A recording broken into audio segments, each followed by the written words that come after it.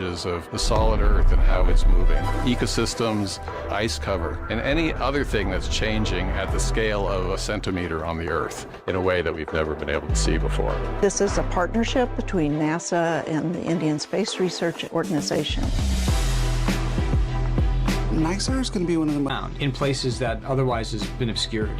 NISAR will help us to better understand earthquakes, volcanoes, landslides, floods, wildfires, oil spills. The society will also benefit due to its contribution to disaster management and providing food and water security. These are global problems that the global community needs to come together to resolve. Now it looks like we are no more belonging to two different worlds, and we all belong to the space community. That's it.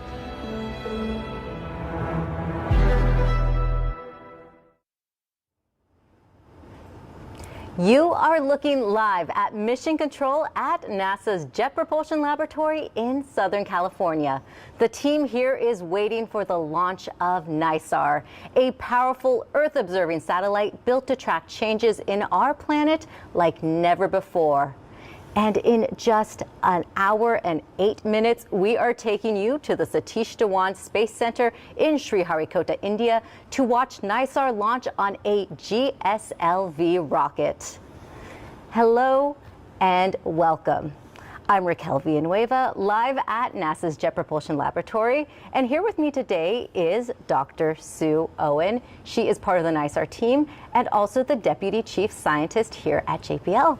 Thank you for joining us today, Sue. Thanks for having me here, Raquel. I'm really excited to be here. Yeah, and we have teams standing by here in Mission Control and in India because NISAR is a joint mission between NASA and the Indian Space Research Organization, also known as ISRO. So Sue, can you tell me a little bit more about that partnership? Yes, Raquel. The NASA and ISRO partnership on NISAR is the first time that the two organizations have worked so closely on a mission, with both organizations providing major hardware contributions. And the name NISAR has the partnership right in it. It stands for NASA-ISRO Synthetic Aperture Radar, so it has the partnership and the type of measurement that NISAR will be making. Well, I'm excited to have your expertise here today. And soon we will hand things over to our ISRO colleagues for their live coverage of the launch. With Sue here, we have a chance to answer your questions live. If you have a question, send it our way using the Ask NISAR hashtag, and we will try to answer as many as we can live. NISAR is an Earth-observing satellite set to be a game changer for how we study our planet's surface. Yes, NISAR is going to be able to measure changes both big and small as a centimeter on the Earth's surface. It can measure surface movements caused by earthquakes, by volcanic activity and landslides. It can track changes in glaciers and the melting of ice sheets. NISAR will measure flooding caused by storms and hurricanes, and also observe how forests grow and shrink, and so much more. Yeah, and Sue, let's take a moment to acknowledge just hours ago there was a major earthquake, 8.8 in magnitude in eastern Russia, and officials are still assessing injuries and damages. Yes, and our thoughts are with the people who are impacted by this earthquake, and it's these types of events that remind us how important the types of measurements that NISAR will be making will be. They will help us to be able to forecast where these types of events occur, as well as assess the damage after these earthquakes and tsunamis. Well, thank you so much for that update, Sue.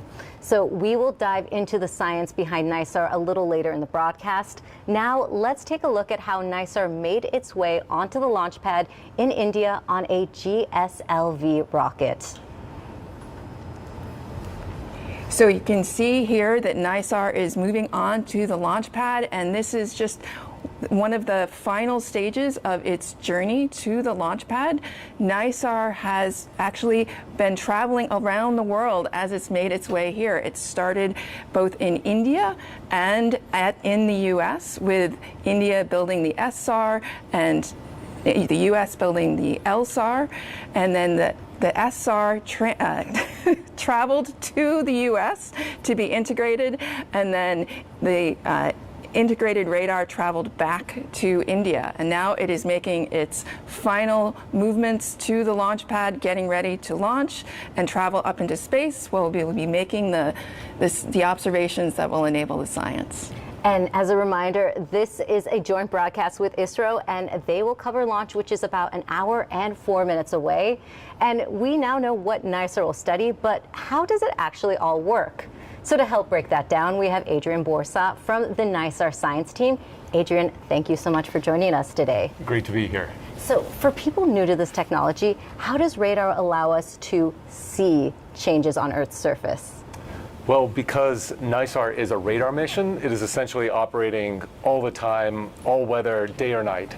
It can even see through clouds, for instance. So what NISAR is actually observing is changes in vegetation and vegetation cover, as well as changes to the ground surface underneath. So those ground surface changes might be reflectivity changes from soil moisture, which is relevant to agriculture, or even surface motion from earthquakes, volcanoes, and subsidence, sort of giving us scientific insight into the processes going on inside the Earth. And measuring those changes, are there any specific regions here in the U.S. that this data could have a real impact? Absolutely. So I mentioned earthquakes, which are prevalent on the West Coast.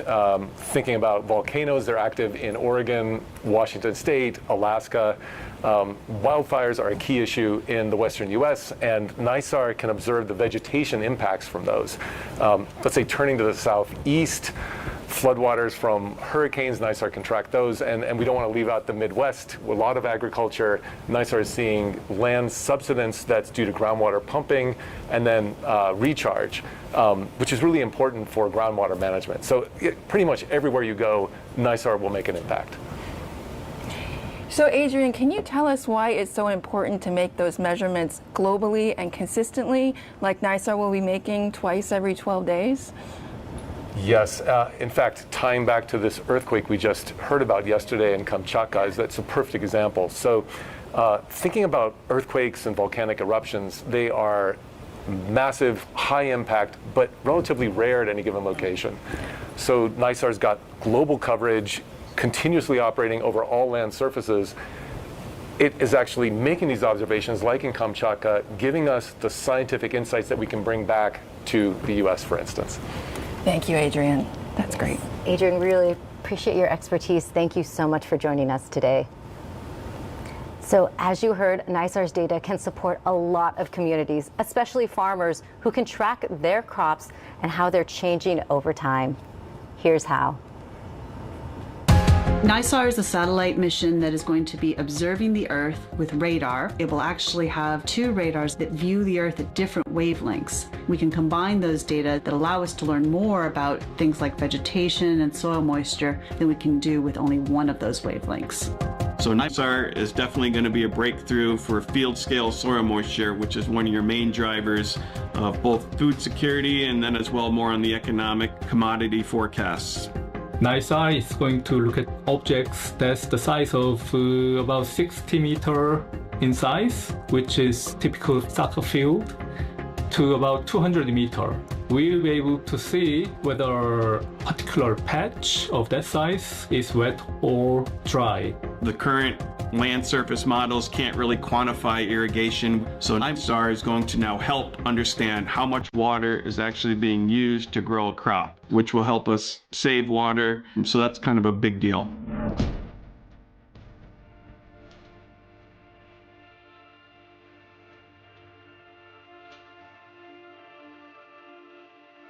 Understanding the moisture in the soil can definitely help farmers better understand what's happening underneath the ground. Do they need to water? Is there too much water there? They just need to kind of let things grow. You know, are they in a drought condition? If they do need to irrigate, how much? All those different things just to better help those farmers make the best possible decisions for their crops. I truly believe that agriculture is one of the kind of central components to many what we call sustainable development goals. Poverty, nutrition, livelihoods, environment, whether it's water, soil, air, to lift people out of poverty. So it's something I personally believe in philosophically and hope to spread the wealth. And so how soon can farmers know about their crops? So the science data from NISAR will start flowing around 90 days after launch. So that will be in the October-November timeframe, just in time for fall harvest, where we'll be getting apple crops and pumpkin crops. And you were mentioning there is something else that NISAR can measure as well? Yes, so it can also measure bridges and roads and infrastructure and the land subsidence that can impact that type of infrastructure. So very important for how we live on this planet. And we'll learn a little bit more about that soon enough. So we are just about 59 minutes away from launch, and back here at JPL, friends and family are starting to gather inside Von Karman Auditorium to watch liftoff. So Sue, who is here to watch launch today? So we see everybody waving. We have friends and family of the team. Hi, everybody. It's really wonderful to see everybody here. We have engineers, we have technicians, mission operations specialists, and scientists. It's really taken a large community to get NISAR to the launch pad today. And just want to say thank you to everybody who's supported NISAR over the years. It's great to have them here. So from lush rainforest to dry grasslands, Earth's ecosystems are always changing, but some changes are harder to see from the ground. That's where NISAR comes in, and here to tell us more is Alexandra Christensen. Thank you for joining us, Alexandra. Thank you for having me. So how can NISAR help us understand what's happening to forests around the world? Well, as you know, NISAR has 2 radar instruments on board. The L-band radar is particularly useful for penetrating forest canopies, bouncing off the tree trunks and the ground underneath. This can tell us about the forest structure, the amount of living woody material, and forest disturbance from deforestation and wildfires. We can also track burn severity and ecosystem recovery after a fire. The S-band radar, on the other hand, is more sensitive to the upper layers of the forest canopy, can detect forest thinning or loss of leaves, which could indicate tree stress. And by combining data from both of these bands, scientists can construct a more complete picture of our forest health. That's so fascinating. So why is it important to see if forests are growing or shrinking? Yeah, it's super important to see if they're growing or shrinking because forests play a huge role in our planet's health. So, for example, forests are biodiversity hotspots, home to many plant and animal species. So forest loss means habitat destruction and wildlife endangerment. Forests also provide essential ecosystem services such as regulating our water cycles, preventing soil erosion, and supporting the livelihoods of our communities. NISAR will scan the Earth nearly 2 times every 12 days, and by regularly imaging the same area over time, we can detect small, gradual changes in forests. So NISAR doesn't just measure trees, it also measures trends.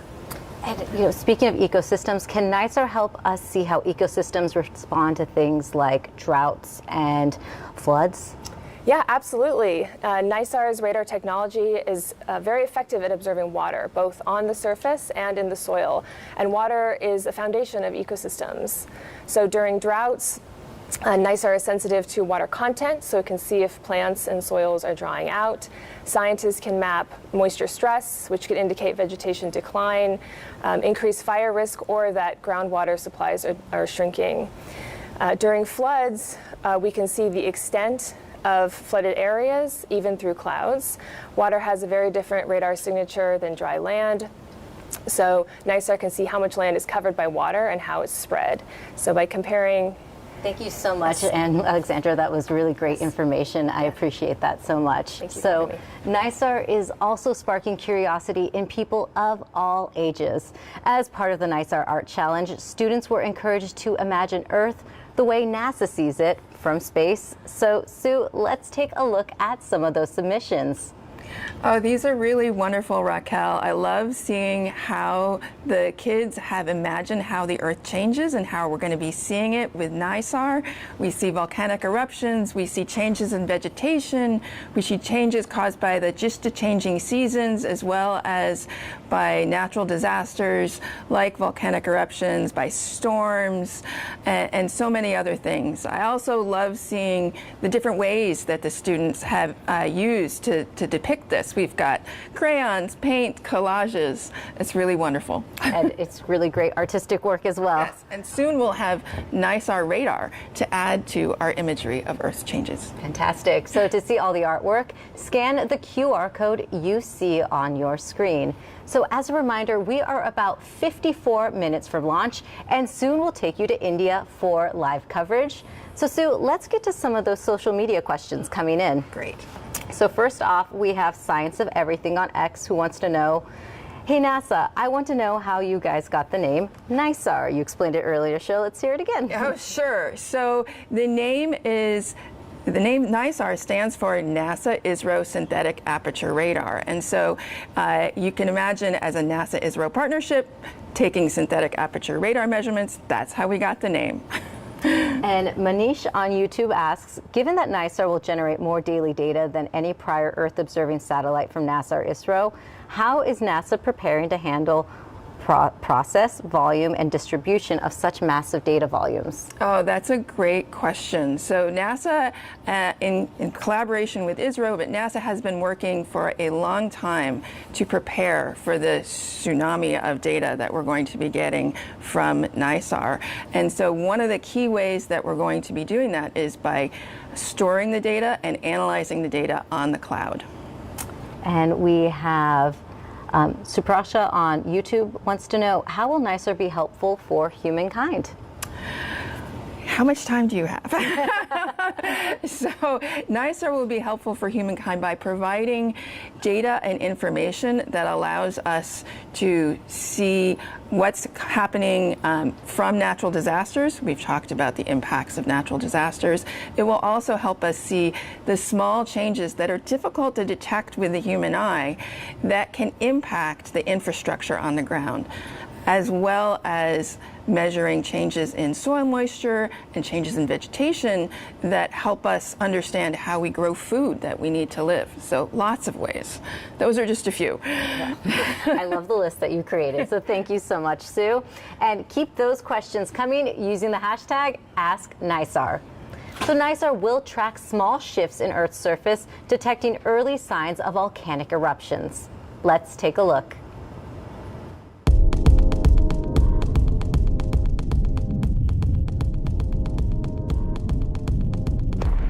One of the real key questions in our field of volcanology is to try to understand when is a volcano getting ready to erupt and when is something that we observe happening there just a natural process that isn't going to lead to eruption. Deformation is often one of the first signs that a volcano is becoming restless, and then we also look for increased seismic activity. But the earlier that we can detect that deformation, the more we can refine what kind of a forecast we have and whether or not we need to be concerned about eruptions. NISAR has a couple of capabilities that are going to be really transformative for volcanology. The first is the consistency. The fact that we're going to get these incredible data very consistently every couple of weeks. The other aspect of NISAR that's very important is its wavelength. It's got a longer wavelength than most satellite missions that have taken radars up into space, and that longer wavelength means that we're going to be able to penetrate vegetation and be able to see the ground through trees. We're going to get consistency, and we're going to get the ability to see through a lot of this obscuring vegetation, and that's really going to open the door for studies of volcanoes.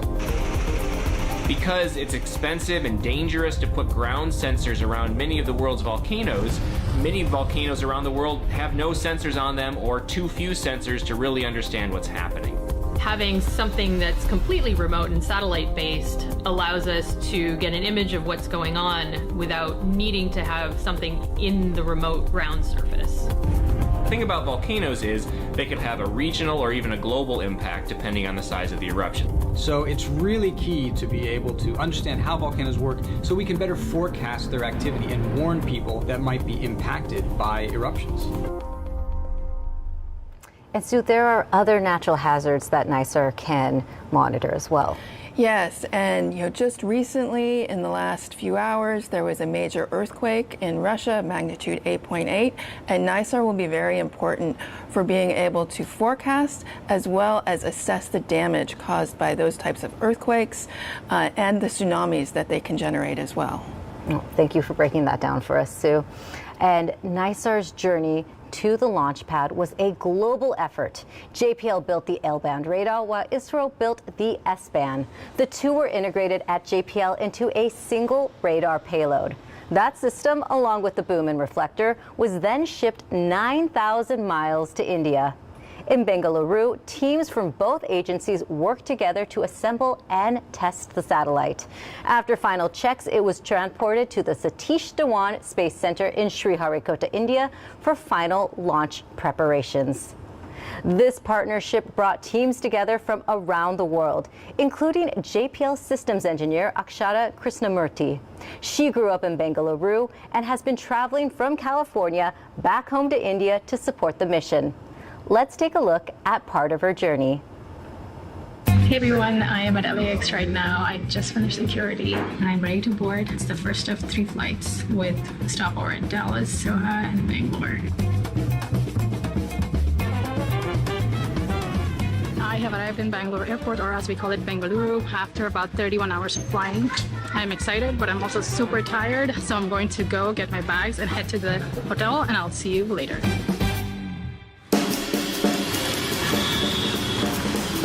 This is where I grew up in Bangalore. It is amazing and nostalgic, in fact, to come here because it was my dream job to work at NASA. Now I'm able to contribute to my home country on a project where we're doing an international collaboration. So super excited to be a part of this effort and also grateful for this experience.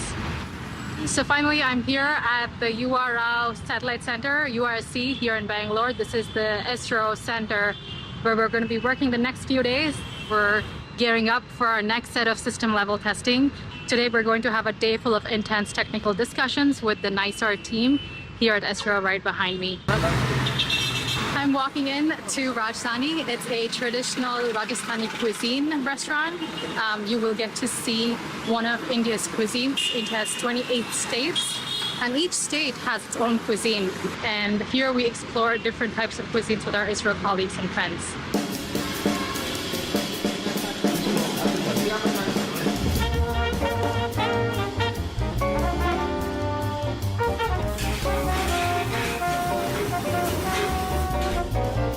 We are waiting for the traditional lamp lighting ceremony, what we call the diyas.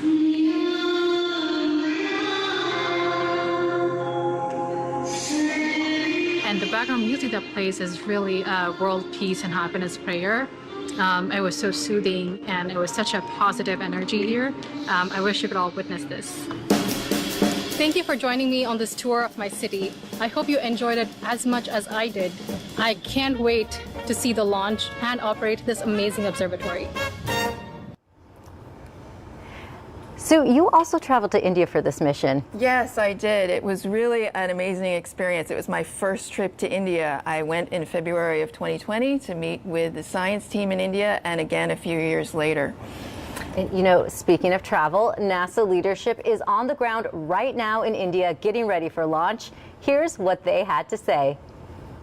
I'm here in India, super excited as we are here to support our NISAR mission as it takes to the skies. And today, it's all about NISAR. It's an exciting week for NASA. We have our Crew 11 launch in Florida, and we have our NISAR launch here in India, which is where I am with our NASA teams. Super excited to be here, an incredible collaboration between India, the United States. This launch really represents the culmination of over 10 years of collaborations between our two countries. So go NASA, go JPL, go ISRO, go NISAR. I'm here today at IIT Madras for the pre-launch science team meeting for the NISAR mission. We are learning all about the terrific science that's going to come out of this mission. I just heard about how NISAR will revolutionize our understanding of how earthquakes happen around the globe. The excitement for launch here is palpable, and I can't wait to get back inside and hear more.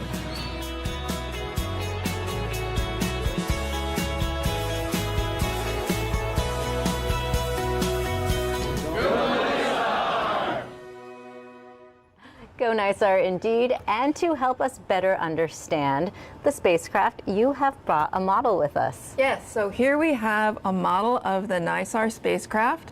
You can see here we have solar panels to power the spacecraft. Here we have in this octagonal structure, this is the radar instrument structure, or the RIS. So the L and the S-band radar are housed here. And then behind that is the spacecraft bus, which houses the power and the telemetry and other key functions of the satellite. Then attached to that is this impressive boom that holds up the nearly 40-foot in diameter gold reflector antenna reflector of NISAR. And so it is not going to launch in this configuration, right? It has to be packed up. So how does that work? So right now it's all folded up and stored and ready for launch. And so the way that it folds up is this boom actually wraps around the radar instrument structure. But first, the antenna reflector folds up. So it kind of collapses like an umbrella or a camp chair. And then it's stored underneath the radar instrument structure in this configuration. And it's held in place by this little latch down here. Well, that is exciting stuff. Thank you so much for the breakdown, Sue. So NISAR is a joint mission between NASA and ISRO, but that is just one example of how our two countries are working together in space. So here's more in your Artemis Moon Minute.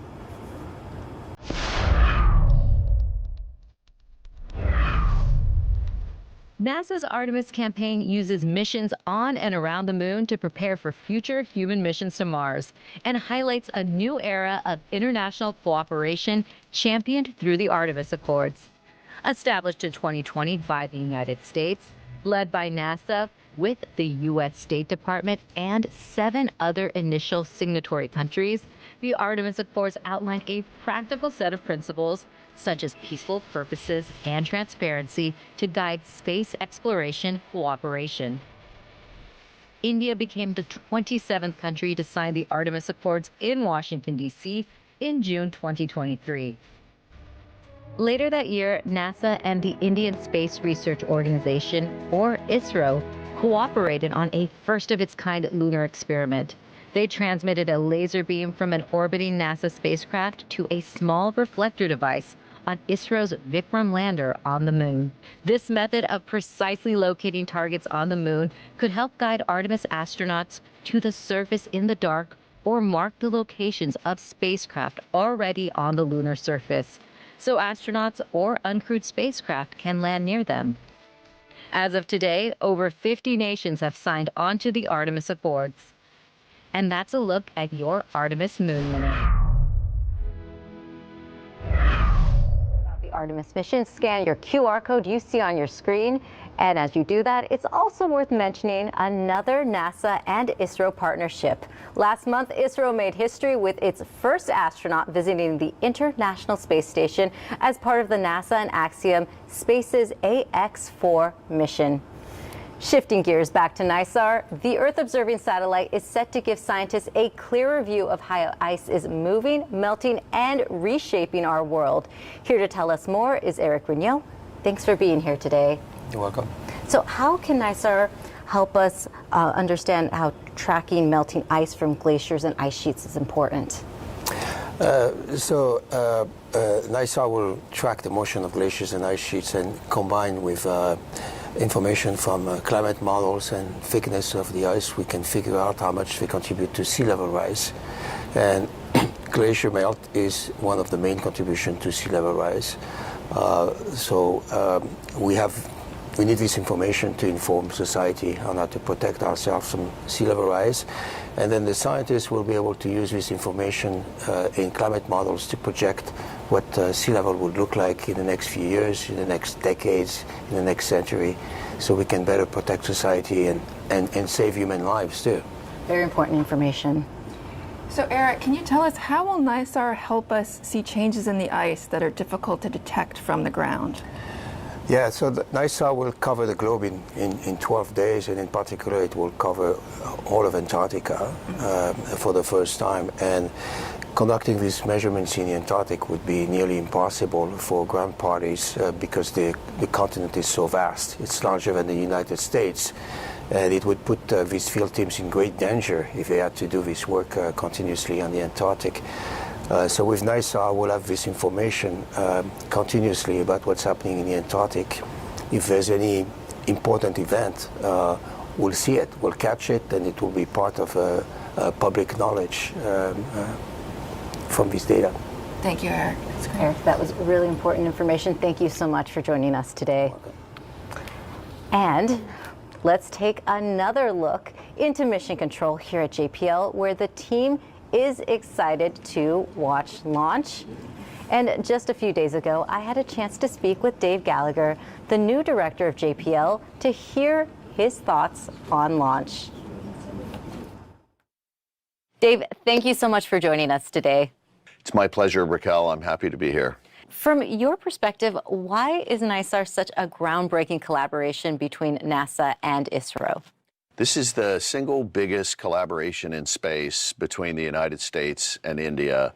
It's enormously important to both countries, and space diplomacy is key right now. One of the most challenging things about this collaboration is the difficult time zone. So we have our JPL engineers and scientists working shoulder to shoulder with their ISRO counterparts, and the team is just working fantastic together. When people think of JPL, they probably think of Mars rovers or deep space exploration, but JPL is also dedicated to studying Earth science and our home planet. What do you hope NISAR will achieve that adds on to those many Earth missions? Well, Raquel, just to build on what you said, we actually have 4 decades of pioneering missions to really understand our home planet, missions like GRACE, missions like EMIT, like SWAT, that are born here and really have turned out to be some of the most important missions in existence to understand our home planet. NISAR is going to give us an unprecedented view of the Earth, both our ice mass, land mass, and because it's synthetic aperture radar, which is a technology really pioneered at JPL, it can work day and night and through any kind of weather. Can you tell us how the JPL team contributed to NISAR and what that says about JPL's history of working on international partnerships? Absolutely. This will be the first mission to use 2 kinds of radar. The L-band radar is developed by JPL. The S-band radar is developed by ISRO. And that combination of those 2 radar systems will allow us an unprecedented understanding and view of the Earth. NISAR builds on JPL's long-standing legacy of working with international partners. We can drive innovation when we take advantage of each country's strengths. We are actually stronger when we work together than doing this alone. So looking ahead, what kind of legacy do you hope NISAR leaves behind for future Earth science missions? What I'm most excited about with NISAR is the real-world applications, things like infrastructure monitoring, natural disaster recovery and response, agriculture management. This is going to make a real difference for real people around the world. Thank you so much for your time and insights today. Thanks. As a reminder, this is a joint broadcast, and we will hand it over to ISRO, who will cover NISAR's launch, which is just about 36 minutes away. And Sue, we have another social media question coming in. So Pradeep on X wants to know, how will NISAR's satellite be different from others, and what capabilities does it have which others don't? That's a great question. So a key difference from NISAR is that it is going to be globally measuring at very high spatial resolution. So this is the technology or the capability enabled by the radar technology that is called SweepSAR, as well as the very large antenna reflector that we saw earlier. Another key innovation from NISAR is the dual band radar. It will be the first satellite to be measuring with both L and S band. Well, thank you so much for those questions. And if you have a question, send them over using the hashtag AskNISAR. And as we showed you about 15 minutes ago, NASA leadership is on the ground right now in India. That includes Associate Administrator for Science, Nikki Fox. I was able to catch up with her before she left to talk about this historic partnership. Nikki, thank you so much for joining us today. Oh, you're so welcome. It's a great day. NASA has more than 24 missions focused on Earth science right now. What makes NISAR unique?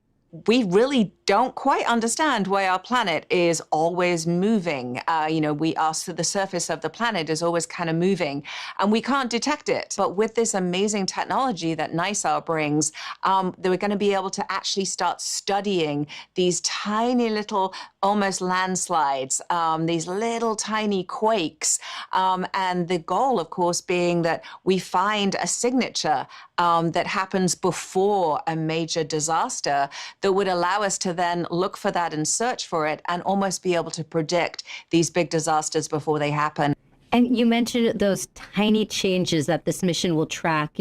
What kind of other insights may we gain that could help people in their everyday lives? We're also getting the data into the hands of people that need it, the decision makers, the people who are working with the first responders to actually go in and help people once these disasters have happened. You mentioned how many missions we have in the Earth Science Fleet. And when you put all these missions together, you just get so much more out of them. And so having NISAR launch take its place in the Earth Science Fleet, really illuminating so much more about our home planet, NISAR is just going to give us unprecedented views to add to the information we have about our planet. And Nikki, we are so close to launch. So what are you looking most forward to right now? Oh my goodness. I love a good launch. I'm not going to lie. I'm a launch junkie. I love everything about them.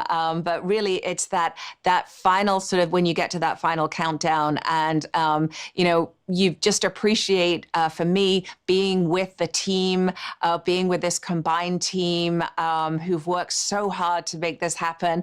I know I've been on mission teams and it's almost like you're sprinting to the start line as a scientist. You've done all the work, the mission is there, it's on the rocket. Once it launches, all of the science begins. Fantastic. Thank you so much for joining us today. Thank you so much. Go NISAR. And Sue, we have more social questions coming in, so why don't you answer some more? We have Ayush on YouTube who wants to know, how long will it take to get NISAR fully running? So that's a good question. So it will take about 90 days before we start collecting, before the science mission starts and we start collecting science data. So in those 90 days, we will be deploying the satellite, deploying the boom and the reflector, as well as testing out all of the radar instruments and making sure that everything is calibrated and validated initially correctly. So 90 days from now will be like Christmas for you. Yes, it will. And Rian on YouTube wants to know, how will ISRO and NASA ensure NISAR's data is accessible and useful for developing nations most affected by climate change? Oh, that is a wonderful question. So NASA has an open science policy and open data policy. And so all of the data that NISAR will be collecting, all of that L-band data will be available through a NASA archive at the Alaska Satellite Facility, and then India will also be making their data available, the S-band data and L-band data that they will be processing available and openly free and available to everyone through their data archive as well. So all of the data will be free. Great, and we have a couple more coming in. Raul on X wants to know, why is NISAR's antenna so big compared to other Earth-observing satellites, and what is it made out of? So I can answer the first question. I don't think I have the exact facts for the second question about what it's made of. But the reason why it needs to be so large is that area gives us the very high spatial resolution that is going to be unique to NISAR, combining that global coverage as well as the high spatial resolution. So we need that surface area to collect all the reflected radar signal from the Earth, focus it onto the receiving antenna, and that will give us the high spatial resolution. Thank you, Sue. So Angene018 on YouTube wants to know, since NISAR uses both L-band and S-band SAR, how does the dual-band radar improve surface imagery accuracy, especially in densely vegetated and urban regions? These are some great questions. Yeah, so how will the L and S-band radar help us improve the surface deformation? Vegetated and urban regions. Vegetated and urban regions. So that because the two different radars are different different wavelengths, they will be sensitive to different parts of the vegetated environment. And so we'll be able to characterize the vegetated areas more accurately using the two different wavelengths. Really appreciate your expertise, Sue. Thank you so much. And thank you all for your questions. So, Sue, launch is just 30 minutes away. So tell us how much this moment means to you and the NISAR team. This is so special. I've been working on NISAR, part of the team for over 10 years. I know people have been working on this mission concept for decades. And so it's really an amazing moment to finally be here at launch and into polar orbit. The launch is scheduled today, the 30th of July 2025 at 17:40 hours IST or 12:10 hours Coordinated Universal Time from the second launch pad. This mission intends to place the NISAR satellite weighing about 2,400 kilograms in 747.4 kilometers circular polar sun-synchronous orbit with an inclination of 98.4 degrees. नमस्कार, शुभ संध्या। स्वागत है आप सभी दर्शकों का।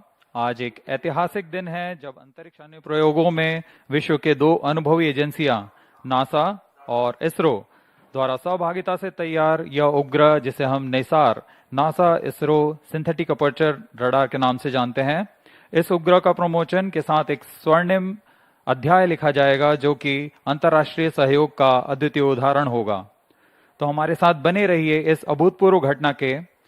मैं विकास स्वर्णकार आप सभी का हार्दिक स्वागत करता हूं। मैं आप सबके सामने इस प्रमोशन मिशन का हिंदी में प्रस्तुतिकरण करूंगा और मेरे साथ हैं सुश्री माधुरी पी जो इंग्लिश में कमेंट्री प्रस्तुत करेंगी। हम आप सभी दर्शकों का इसरो के श्रीहरिकोटा के मिशन नियंत्रण केंद्र से हार्दिक स्वागत और अभिनंदन करते हैं। GSLV-F16 निसार मिशन के तहत आज 30 जुलाई 2025 को भारतीय मानक समयानुसार शाम 5:40 और 25 सेकंड पर श्रीहरिकोटा के द्वितीय प्रमोशन मंच से GSLV-F16 का प्रमोशन किया जाएगा। इस प्रमोशन मिशन का उद्देश्य है लगभग 2400 किलोग्राम वाले भूप्रेक्षण उपग्रह नाइसार को 747 किलोमीटर की गोलाकार कक्षा में स्थापित करना। इस प्रमोशन मिशन को पूरा करने के लिए GSLV Mark II प्रमोशन यान का उपयोग किया जा रहा है। GSLV Mark II त्रिचरणीय प्रमोचक यान है और इससे पहले यह 17 उड़ानें भर चुका है और वर्तमान में यह 18वीं उड़ान भरने जा रहा है। इस साल ही हमने 29 जनवरी 2025 को GSLV-15 F15 द्वारा NVS-2 उपग्रह का सफलतापूर्वक प्रक्षेपण देखा और आज हम पूर्णतः तैयार हैं, सज्ज हैं अपने अगले मिशन जिसका नाम है GSLV-F16 NISAR mission. NISAR is the world's most sophisticated Earth observation satellite, jointly developed by ISRO and NASA. Its 12-meter deployable mesh antenna is one of the largest in Earth observation history and uses a unique operating mode called SweepSAR to observe Earth with a swath of 242 kilometers and a high spatial resolution. NISAR will carry L-band and S-band radars, which are designed to work independently or together. While the L-band radar contributed by NASA will work with longer wavelengths of about 25 centimeters to penetrate vegetation, soil, ice, enabling detailed tracking of soil moisture, forest biomass, ice sheet thickness, and subsurface features. The S-band radar contributed by ISRO will operate on shorter wavelength of 12 centimeters, which makes it highly sensitive to surface characteristics. It is useful for detecting crop structures, snow cover, and fine surface deformation.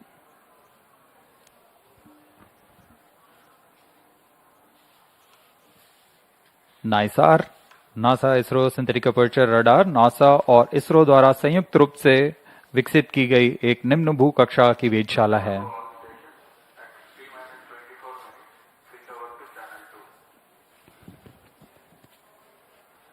इसकी खास बात यह है कि नाइसार 12 दिनों में पूरे पृथ्वी का मानचित्र तैयार कर पाएगा और पृथ्वी के पारिस्थितिक तंत्र, बर्फ का द्रव्यमान, वनस्पति बायोमास, समुद्र के स्तर की में वृद्धि, भूजल, भूकंप, सुनामी, ज्वालामुखी और भूस्खलन सहित प्राकृतिक खतरों को समझने में बेहतर डेटा प्रदान करेगा।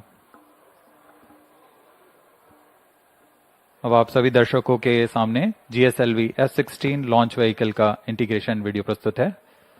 We bring to you the integration video of GSLV F16 mission here at Satish Dhawan Space Centre, Sriharikota.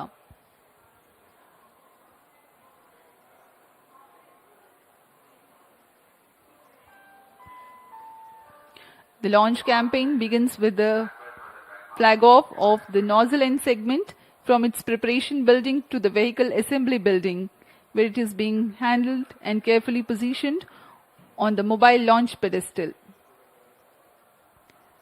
The first stage of GSLV consists of 5 solid motor segments, which have a case-bonded HTPB-based solid propellant. It has a nozzle end segment, 3 middle segments, and 1 head end segment. On your screens now is the handling of head end segment.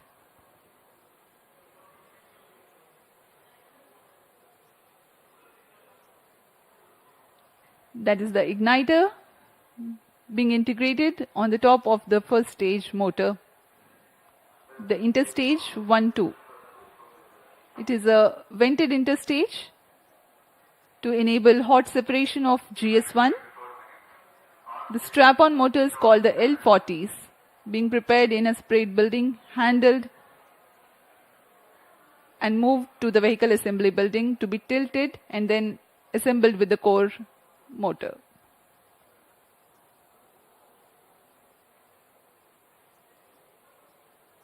There are 4 L40 strap-ons in GSLV. You can see on your screens it has completely been assembled. अभी अभी आपने प्रथम चरण का संयोजन देखा, जिसमें हम ठोस नोदक का प्रयोग करते हैं, और अभी आप देख रहे हैं यह द्वितीय चरण है GSLV Mark II का, जिसे हम GS2HT कहते हैं। यह अभी तरल नोदक वाला चरण है और इसमें आप देख सकते हैं यह विकास इंजन है। इसमें भारत पूरी तरह स्वायत्त प्राप्त कर चुका है। इसके पूर्ण परीक्षण के पश्चात इसे IPRC महेंद्रगिरी द्वारा सतीश धवन अंतरिक्ष केंद्र लाया जाता है। आगे के परीक्षण के पश्चात इसे यान में समायोजित कर दिया जाता है। यह क्रायो स्टेज है, तृतीय चरण है GSLV Mark II का। यह तृतीय और अंतिम चरण है जो क्रायो ईंधन का प्रयोग करता है, लिक्विड ऑक्सीजन तथा लिक्विड हाइड्रोजन का ईंधन के रूप में इस्तेमाल करता है। यह अंतिम चरण है और इसके ऊपर में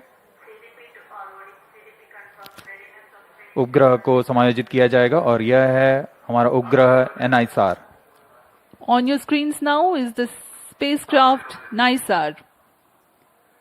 In the visuals before this, you have watched the integration of the second stage being operated on Earth storable propellant and then the cryo stage, and these are the visuals from the spacecraft preparation facility, the clean room where the encapsulation of the spacecraft is taking place. पूर्ण परीक्षण के पश्चात उपग्रह को encapsulate कर दिया गया है ऊष्मा कवच के अंदर तथा इसे VAB व्हीकल असेंबली बिल्डिंग लाया जा रहा है। इसके पश्चात इसे पूरी सावधानी, गुणवत्ता, सुरक्षा के साथ यान के साथ समायोजित कर दिया जाएगा।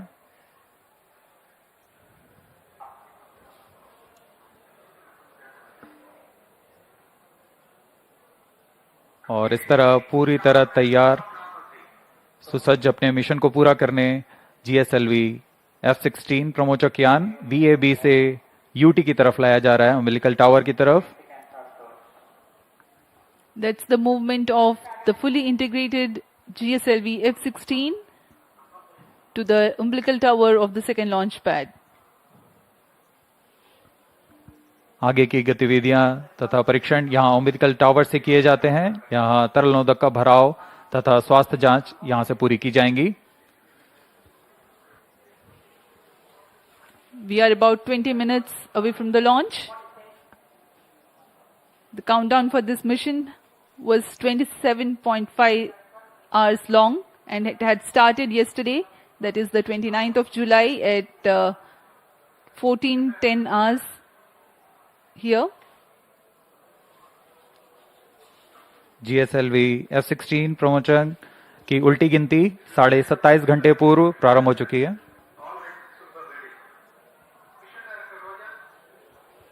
अभी अभी आप सभी दर्शकों ने सुना, रेंज ऑपरेशन डायरेक्टर ने अपने तंत्र की सूचना मिशन डायरेक्टर को दे दी है। Mission director Roger.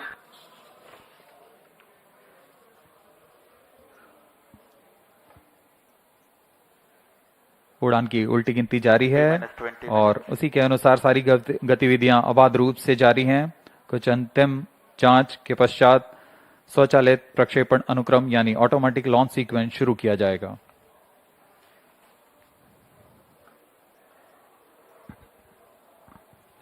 इस दौरान यान निदेशक, range operation director, telemetry tracking command mission director Roger और सैटेलाइट डायरेक्टर अपने अपने तंत्रों की सूचना मिशन डायरेक्टर को देंगे।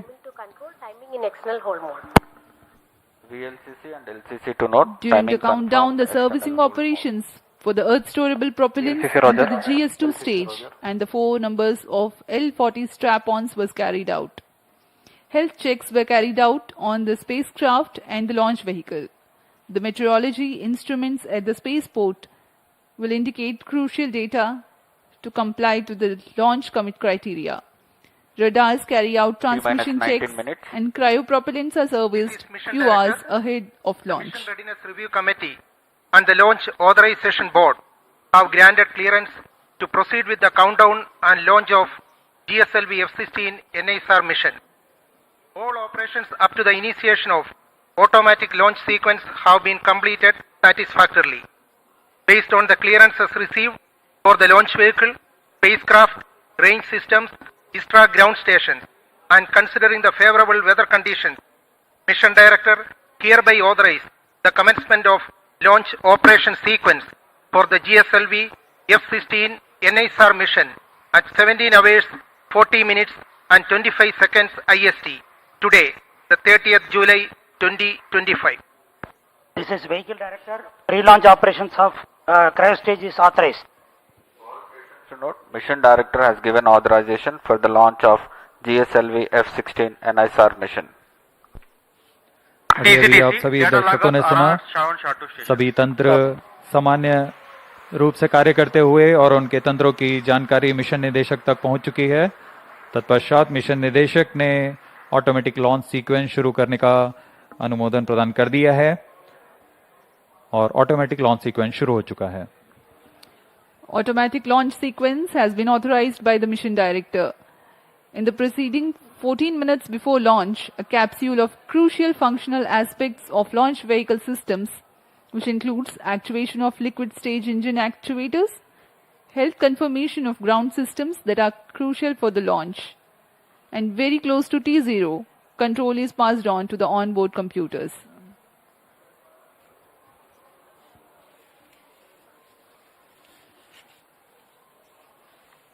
अब हम उड़ान से 17 मिनट की दूरी पर हैं।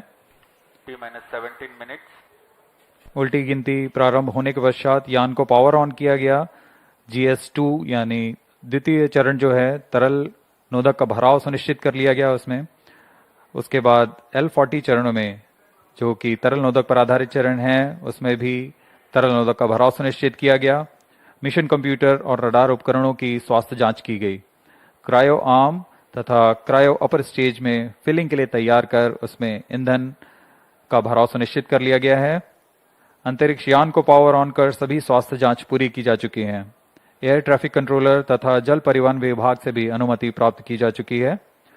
हमारे मौसम विभाग से भी पूर्व सूचना प्राप्त की गई है और इस दौरान मौसम पूरी तरह प्रमोशन के लिए अनुकूल बताया गया है।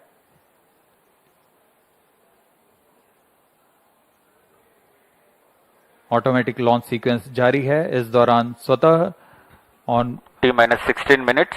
ऑटोमेटिक लॉन्च सीक्वेंस कंप्यूटर द्वारा सभी जांच पूरी की जाएंगी। Automatic launch sequence for the launch of GSLV F16 NISR mission.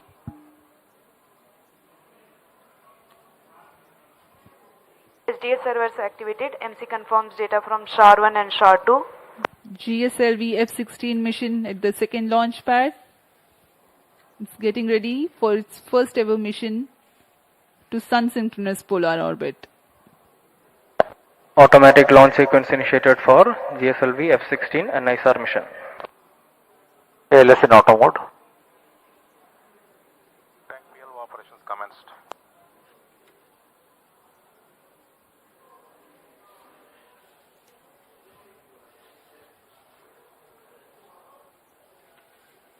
नाइसार उपग्रह एल और एस बैंड वाले दोहरे बैंड संश्लेषी अपर्चर रडार वाला उपग्रह है जो उच्च विभेदन के साथ बड़े प्रमाण को प्राप्त करने के लिए CSAR तकनीक से संचालित होगा। नासा के जेट प्रणोदन प्रयोगशाला, जेट प्रोपल्शन लैबोरेटरी और इसरो के सहयोग से तैयार नाइसार जो न केवल संबंधित राष्ट्रीय जरूरतों को पूरा करेगा बल्कि पूरे विश्व के विज्ञान समुदाय की भी डेटा आपूर्ति करेगा। नाइसार के बारे में प्रचलित कथन इस प्रकार है, दो संस्कृतियों का सही सम्मिश्रण और वैज्ञानिक शिल्पकारों की एक उत्कृष्ट रचना का नाम नाइसार है।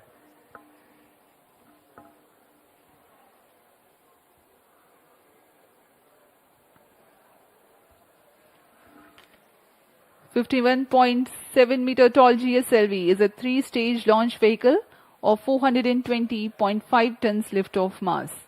The first stage, GS1, comprises of S-139 solid booster and 4 strap-ons of liquid L40. The second stage, GS2, is Earth-storable liquid stage of GL40HT. L40 EGC actuation in The third progress. stage, GS3, otherwise called CUS-15, and is powered by cryogenic propellant combination of LOX and liquid hydrogen. The payload fairing is of ogive shape with 4-meter diameter.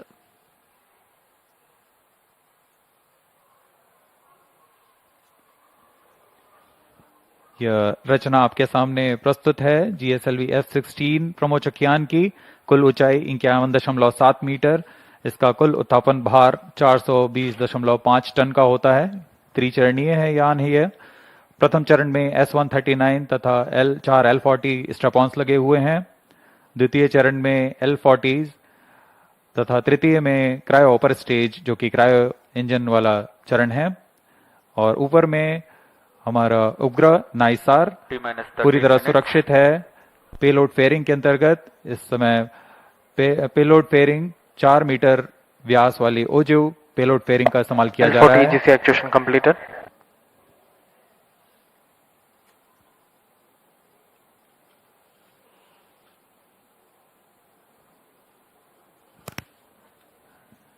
सभी गणमान्य व्यक्ति यहाँ उपस्थित launch का अनुभव लेने यहाँ उपस्थित हुए हैं।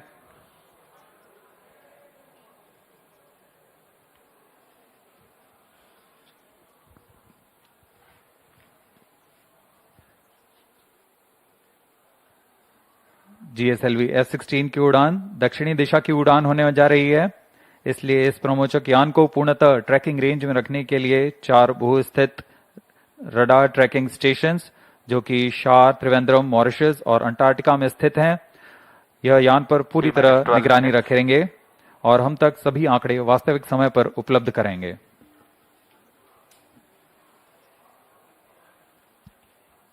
We are 11 minutes 45 seconds from the launch. In the preceding several months, both ISRO and NASA have disseminated information about the mission and data characteristics to enable prospective users to take full advantage of the data gathered by NISAR when it becomes available.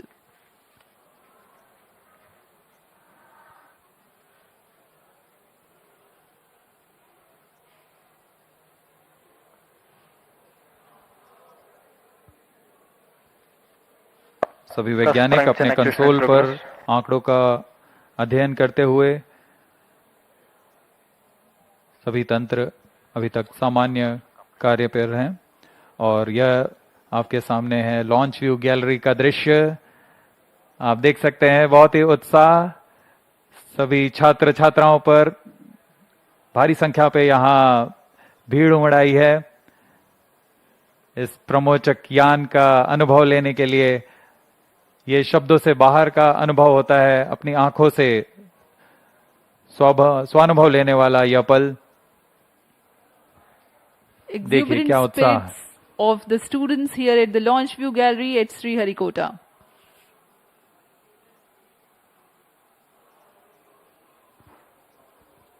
उत्साह देखते ही बनता है छात्रों का। बहुत समय के इंतजार के पश्चात उन्हें यह पल मिला है जब एक बार फिर यह प्रमोशन देख सकते हैं।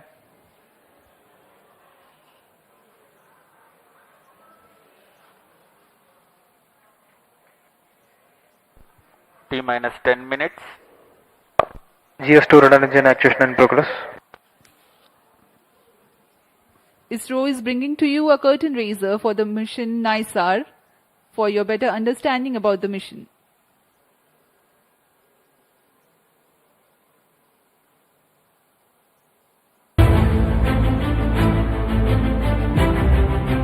In an era where climate change dominates global discourse, humanity faces an increasing vulnerability to natural disasters. To address these mounting challenges, NASA and ISRO have joined forces in an extraordinary collaboration to launch the NASA-ISRO Synthetic Aperture Radar satellite, NISAR. This groundbreaking low Earth orbit LEO observatory promises to revolutionize the way we understand our dynamic planet. Equipped with state-of-the-art LNS-band synthetic aperture radar, SAR systems, NISAR will use the sweep SAR technique to deliver high-resolution images across vast swaths of the Earth's surface. Incredibly, it will map the entire globe every 12 days, offering unprecedented consistency in spatial and temporal data. NISAR's mission is nothing short of transformative. From tracking glacial melt and monitoring agricultural landscapes to analyzing seismic shifts and managing disaster response, it will empower scientists, researchers, and policymakers with vital insights. By precisely measuring minuscule movements and colossal environmental events alike, NISAR will help us decode Earth's complex ecosystems and natural hazards. The flagship mission sees NASA contributing the L-band SAR, engineering payloads, critical systems like GPS receivers, and the solid-state recorder. ISRO is supplying the S-band SAR, spacecraft bus, and will launch the satellite aboard through its vehicle GSLV-F16 from Sriharikota. A majestic 12-meter unfurlable reflector antenna will unite the dual-band systems, enabling powerful Earth observations from orbit. The Geosynchronous satellite launch vehicle, GSLV-F16, features a three-stage configuration. Its first stage comprises a solid rocket motor at the core, supported by 4 liquid strap-on boosters.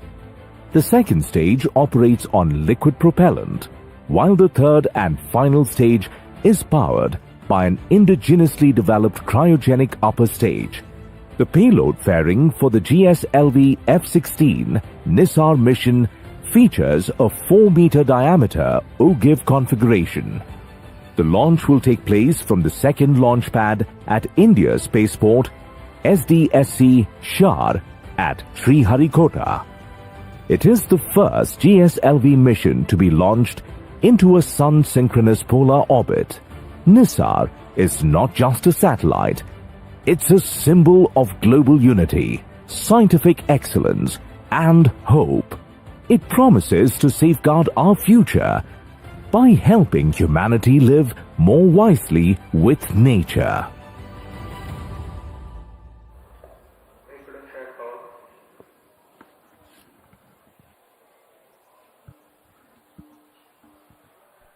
T-6 minutes. Automatic launch sequence जारी है और अब हम 6 minute दूर हैं उड़ान से। इस दौरान आपको इस प्रमोशन का विवरण देते हैं। GSLV Mark 2 3 चरणों से बना हुआ प्रज्ञान है। प्रथम चरण में ठोस नोदक वाला S139 कोर स्टेज बूस्टर है, जो कि PSLV से व्युत्पन्न चरण है, लेकिन इसमें प्रथम चरण के साथ 4 L40 तरल नोदक वाले स्ट्रपॉन बूस्टर संलग्न रहते हैं। L40 स्ट्रपॉन विकास इंजन द्वारा संचालित किए जाते हैं।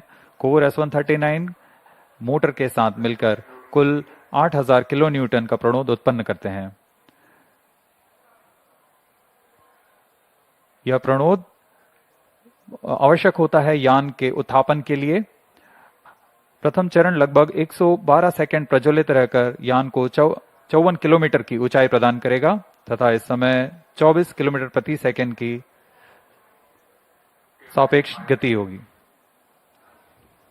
L40 स्ट्रपॉन 150 सेकंड तक प्रज्वलित रहता है। इसके बाद लगभग 600 मिलीसेकंड बाद द्वितीय चरण प्रज्वलित होता है और इसके तुरंत बाद प्रथम चरण के यान से पृथक कर दिया जाता है। द्वितीय चरण फिर से तरल नोदक वाला चरण है। द्वितीय चरण विश्वसनीय विकास इंजन के साथ 846 किलो न्यूटन का प्रणोद उत्पन्न करता है। यह लगभग 146 सेकंड तक प्रज्वलित रहकर यान को 338 किलोमीटर की ऊंचाई तथा 3.5 किलोमीटर प्रति सेकंड की सापेक्ष गति पर ले आएगा। द्वितीय चरण के दौरान यान से ऊष्मा कवच यानी पेलोड फेयरिंग को अलग कर दिया जाता है और यान क्लोज लूप गाइडेंस के अंतर्गत अपना दिशा निर्धारण करता है। द्वितीय चरण की समाप्ति के पूर्व ही तृतीय चरण, जो कि क्रायोजेनिक ईंधन वाला चरण है, उसे प्राधिकृत किया जाता है। T-4 minutes। द्वितीय चरण के पृथक्करण के तुरंत बाद GSLV का तीसरा और सबसे जटिल क्रायो इंजन प्रज्वलित होता है। क्रायो चरण के पूर्ण प्रज्वलन की पुष्टि हो जाने पर उसमें 11% अतिरिक्त प्रणोद के लिए कमांड दिया जाएगा। इसमें CE 7.5 इंजन का क्रायोजेनिक इंजन का उपयोग किया जा रहा है, जो कि 75 किलो न्यूटन का प्रणोद उत्पन्न करता है। इस तरह संवर्धित प्रणोद के साथ यान लगभग 400 सेकंड में 780 किलोमीटर की ऊंचाई प्राप्त कर चुका होगा और सापेक्ष गति 4.57 किलोमीटर प्रति सेकंड। इसके पश्चात क्रायो चरण को पुनः सामान्य प्रणोद के लिए कार्यशील किया जाएगा और फिर 400 सेकंड पर वह 7.5 किलोमीटर प्रति सेकंड की सापेक्ष गति प्राप्त करेगा और अंतरिक्ष यान को अंतक्षेपण की स्थितियां प्राप्त करेगा। यह पूरा कार्य लगभग 1115 सेकंड पर पूरा किया जाएगा। We are about 2 minutes and 50 seconds from the launch. Let us take a quick look at the mission events for GSLV-F16 NISAR mission. The L40 strap-ons ignite 4.8 seconds ahead of T0 so that their nominal thrust can be ascertained before igniting the booster. Liftoff coincides with the ignition of S139, also called as GS1 at T0. The burn time of GS1 is 112 seconds and that of the L40s is 149 seconds. By the time GS1 and L40s finish their operation, the launch vehicle is at 104 kilometers altitude. In a staging event typically called as hot separation, the GS2 stage is ignited 600 milliseconds after the L40 thrust cutoff and 1.6 seconds later, the stage separation takes place. When the launch vehicle reaches 138 kilometers altitude, the dense atmosphere would have cleared. Since the need for thermal shielding and aerodynamic shape is no longer significant, the payload fairing is jettisoned. Closed loop guidance also is initiated. At this point of time in the mission, the launch vehicle would have acquired 2.1 kilometers per second relative velocity. For the present mission, the burn time for GS2 is 140 seconds. It is separated 4 minutes 53 seconds into the flight. The third stage is the cryogenic upper stage, which plays a significant role in the mission.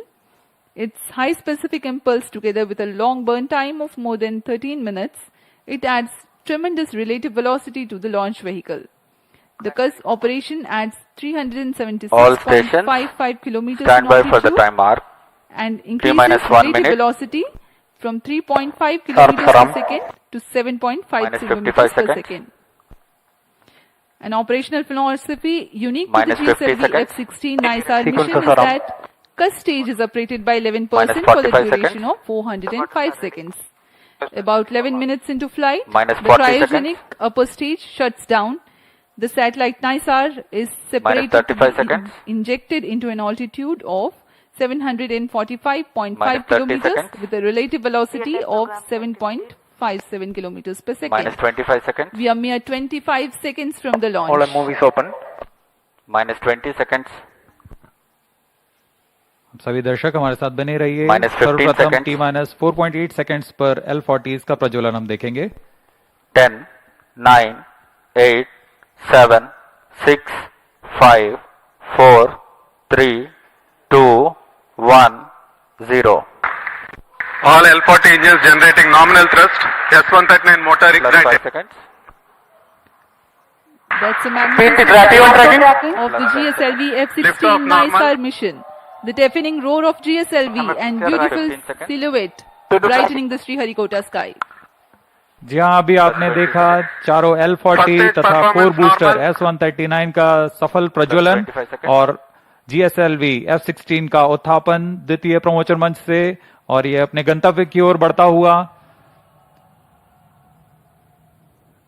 हम यहाँ कंपन महसूस कर पा रहे हैं mission नियंत्रण केंद्र पर।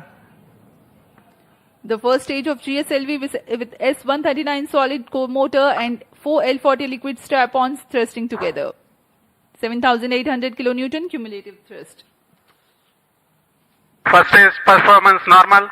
Sharwan is in main auto. The day of launch Plus wind 1 biasing program that is fed into the onboard computers helped the rocket to Shah veer 2 is through in the main auto. atmosphere with minimal aerodynamic loads. प्रथम चरण का core booster लगभग 100 seconds तक प्रज्वलित रहेगा तथा L40 चरण 150 second तक प्रज्वलित रहकर शांत हो जाएंगे। तत्पश्चात इसे यान से पृथक कर दिया जाएगा। वर्तमान में सभी तंत्र सामान्य निष्पादन करते हुए और यान अपने अपेक्षित पथ का अनुकरण करता हुआ First जा stage रहा है। performance normal. Currently the rocket is in open loop guidance. Shar ground station is tracking.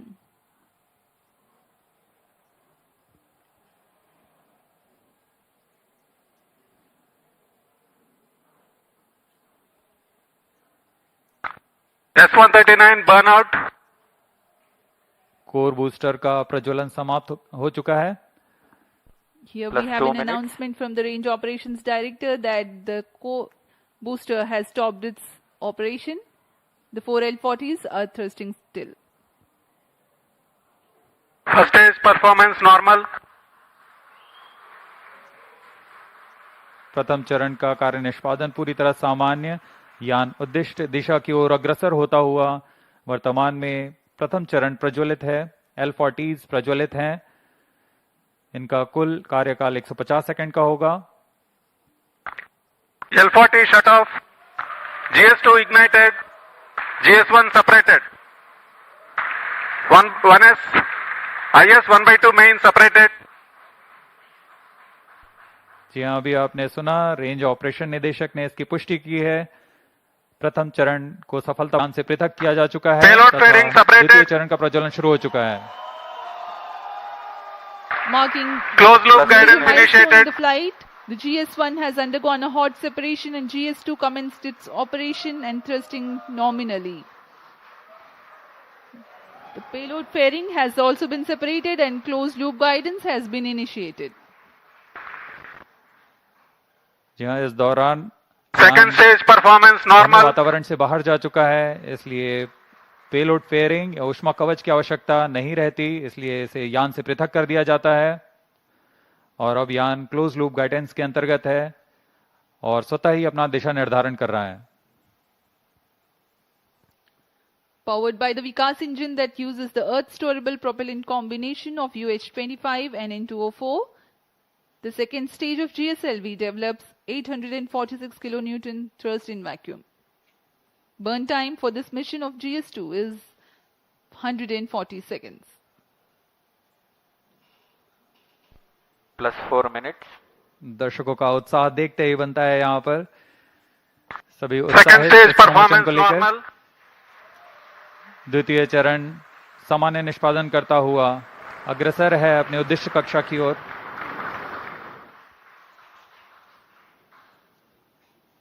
इसमें इस चरण में US-25 तथा N2O4 ईंधन का प्रयोग किया जाता है। यह विकास इंजन द्वारा संचालित है।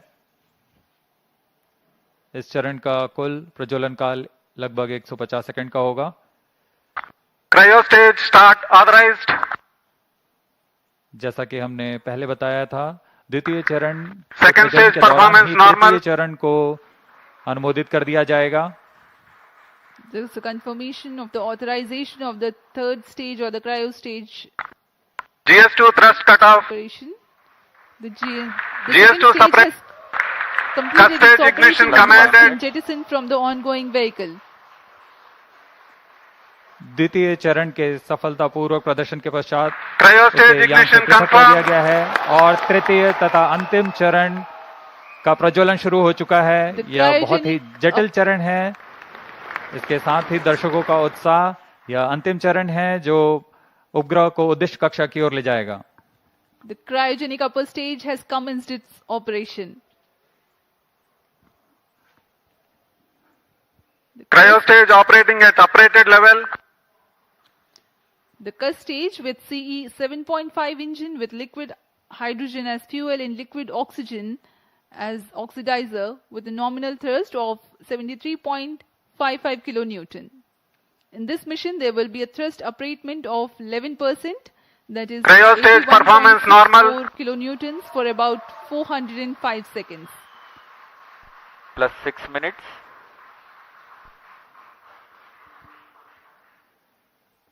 वर्तमान में तृतीय चरण क्रायो अपर स्टेज कार्यरत है। इस दौरान यह लगभग 75 किलो न्यूटन का प्रणोद उत्पन्न कर रहा है।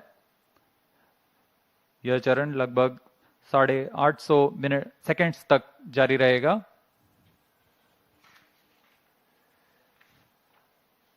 वर्तमान में सापेक्ष गति 3.49 किलोमीटर प्रति सेकंड तथा ऊंचाई 514 किलोमीटर की हो चुकी है।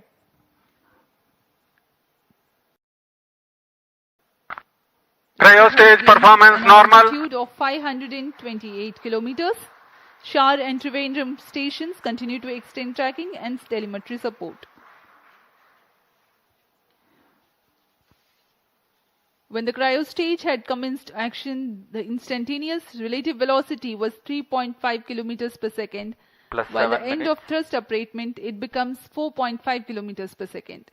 For the next 400 seconds that follow, there is a significant addition in the relative velocity of up to 7.5 kilometers per second.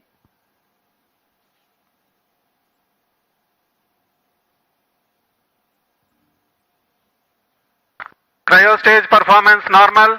सभी विशिष्ट वैज्ञानिक यहाँ उपस्थित इस घटना के साक्षी बनने के लिए। तृतीय चरण का निष्पादन पूरी तरह सामान्य। इस दौरान भू स्थित रडार स्टेशंस शार तथा त्रिवेंद्रम इसे भलीभांति ट्रैक कर रहे हैं। The altitude gained during thrust upratement is about 400 kilometers in cryostage operational regime. When the thrust upratement ends, there is a considerable increase in relative velocity at a marginal loss of altitude. Plus 8 minutes.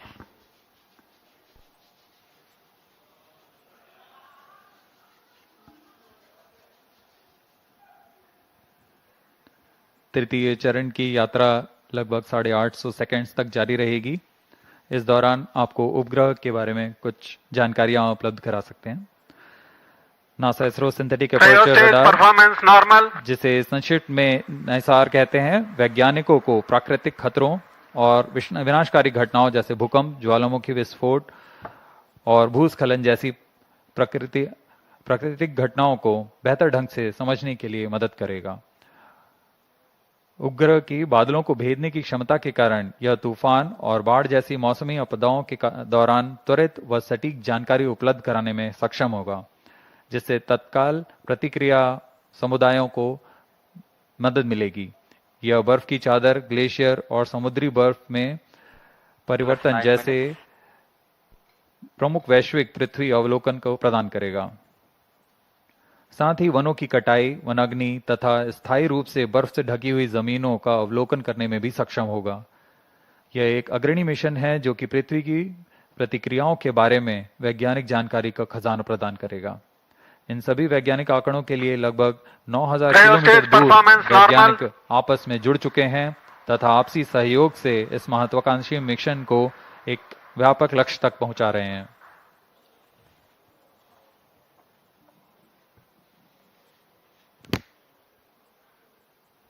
NISAR, or the NASA-ISRO Synthetic Aperture Radar, is a remarkable milestone in the Indo-US space ties. Designed on the I-3K mainframe bus, NISAR will render services for the next 5 years according to free and open data policy. NISAR provides a means of disentangling and clarifying spatially and temporally complex phenomena ranging from ecosystem disturbances to ice sheet collapse and natural hazards including earthquakes, tsunamis, volcanoes and landslides. ISRO has identified a range of applications of particular relevance to India that the mission will address, performance normal, including monitoring agricultural biomass over India, monitoring and assessing disasters to which India responds, studying snow and glaciers in the Himalayas, and studying Indian coastal and near-shore oceans by monitoring annual changes in bathymetry along the deltaic regions, shoreline and erosion accretion. The changes that Earth is undergoing in its ecosystem, deformation and cryospheric sciences emphasizes the urgent and constant need to observe Earth from the vantage of space in order to thrive on our changing planets in decades to come. NISAR offers centimeter-level precision capable of detecting subtle ground shifts and environmental changes. Data from NISAR will provide critical insights to help India and US plan for natural and human-caused hazards. Today, when the GSLV-F16 rocket of ISRO places NISAR in its intended orbit, a critical deployment event, that is, of the 12-meter wide mesh reflector will take place. This mesh reflector acts as a radar antenna. The deployment will be a slow sequence to ensure the delicate boom and antenna unfold without damage or misalignment. The deployment will begin 10 days after launch and will be carried out over the next 8 days. Plus 12 minutes. To prepare NISAR for science operations, in-orbit checkout, physical deployment of all deployable parts, checking out the engineering systems, testing the radars independently and jointly, this phase will last for 90 days after the launch.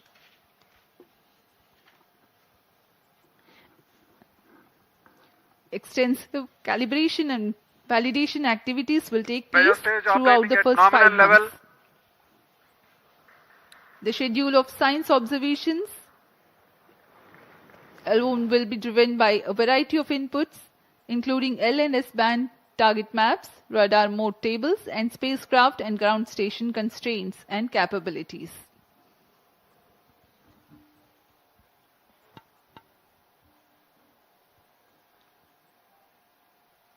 तृतीय चरण cryo upper stage का कार्य निष्पादन पूरी तरह सामान्य।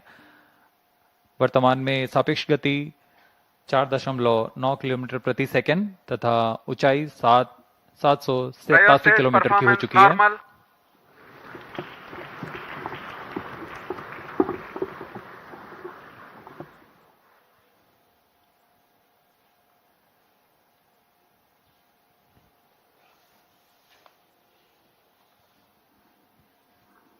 पृथ्वी की भूमि तथा बर्फ का अध्ययन करने के लिए सिंथेटिक अपर्चर रडार की क्षमताओं का उपयोग करते हुए माइक्रोवेव संकेतों को पृथ्वी में भेजता है और फिर सतह के से परिवर्तित संकेतों को प्राप्त कर 3D चित्र तैयार करता है। इसके लिए इसमें 12 मीटर व्यास वाले अनफर्लेबल रिफ्लेक्टर एंटीना लगे हुए हैं। यह उपग्रह 12 दिनों में 2 बार एक ही जगह से निकल सकता है और इस समय में चित्र में बदलाव से पृथ्वी में की सतह पर आए बदलावों को अध्ययन कर सकते हैं। नाइसार अंतरिक्ष यान नासा और इसरो द्वारा तैयार की गई सबसे उन्नत रडार प्रणाली वाला उपग्रह है। यह अन्य सिंथेटिक अपर्चर रडार की तुलना में अत्यधिक शक्तिशाली है। इसमें 2 रडार नितंभार लगे हुए हैं। एक नासा द्वारा तैयार किया हुआ 25 सेंटीमीटर वेवलेंथ का एल बैंड रडार सिस्टम है तथा दूसरा इसरो द्वारा तैयार किया हुआ 10 सेंटीमीटर वेवलेंथ का एस बैंड रडार सिस्टम है। इसमें हर एक प्रणाली विभिन्न विशेषताओं के मापन में माहिर है, जैसे कि मिट्टी में नमी, सतह का खुरदरापन और गति। निसार सूर्य तुल्यकालिक कक्षा में काम करने जा रहा है। इसके एंटीना एक खास विन्यास में अंटार्कटिका का अभूतपूर्व अवलोकन कर सकेंगे। यह अंटार्कटिका के बर्फ की चादर, विरूपण और पिघलने के सटीक अध्ययन के लिए बहुत महत्वपूर्ण माना जा रहा है। नाइसार अंतरिक्ष यान दैनिक आधार पर सबसे अधिक डेटा उत्पादन करेगा। यह 3 साल के मुख्य मिशन के दौरान 100 पीटाबाइट डेटा उपलब्ध कराएगा, जो कि प्रतिदिन 80 टेराबाइट डेटा के बराबर है। इतने बड़े डेटाबेस के कारण इसे क्लाउड के माध्यम से संसाधित, संग्रहित और वितरित किया जाएगा। सभी एस बैंड और एल बैंड डेटा इसरो के राष्ट्रीय रिमोट सेंसिंग सेंटर NRSC के माध्यम से भारत सरकार के उपयोगकर्ताओं के लिए उपलब्ध किए जाएंगे। यह मिशन दोनों देशों के सिंथेटिक अपर्चर रडार की अनुभवी श्रृंखला को आगे बढ़ाने वाला है। नासा ने 1978 से CSAT से शुरुआत करते हुए तब से इन प्रणालियों की श्रृंखला ने विमान व अंतरिक्ष से विज्ञान क्षेत्रों के अध्ययन के लिए अग्रणी रहे हैं। इसी तरह भारत इन अनुप्रयोगों में विस्तृत श्रृंखला 2012 में रडार इमेजिंग सैटेलाइट RISAT-1 और 2022 में RISAT-1A की श्रृंखला शुरू की। नाइसार व्यापक स्वाद के साथ उच्च रिजोल्यूशन के डेटा निरंतर प्रदान कर सकेगा।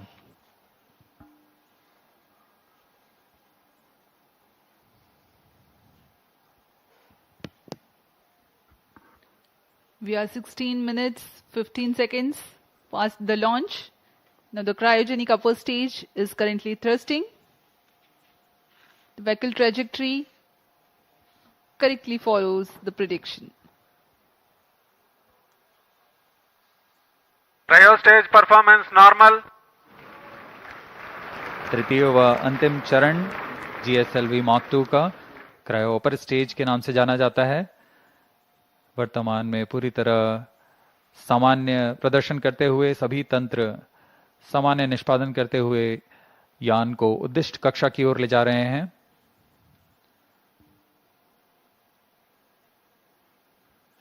कुछ ही क्षणों में कक्षा की स्थितियां प्राप्त करते ही क्रायोजेनिक इंजन को बंद कर दिया जाएगा।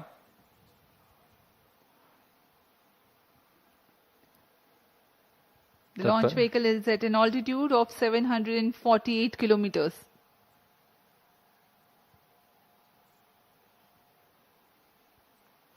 कक्षा की स्थितियां प्राप्त होते ही उपग्रह नाइसार को अंतःक्षेपित किया जाएगा। Eagerly awaiting the satellite separation event. Cryo stage performance normal.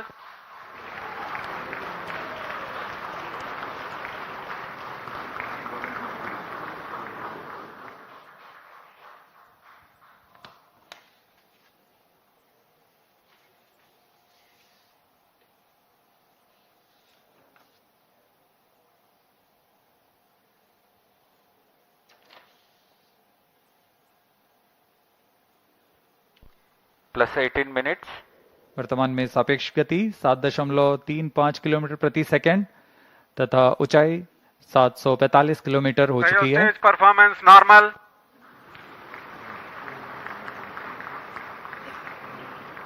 The cryo stage is performing nominally. Cryo stage thrust cutoff. The thrust has been cut off of the cryo stage, and next event is the NISAR separation, which is perhaps very close. जी हाँ, जैसा अपेक्षित था। NISR spacecraft separated. GSLV-F16 NISR mission accomplished successfully handed on to the mission director.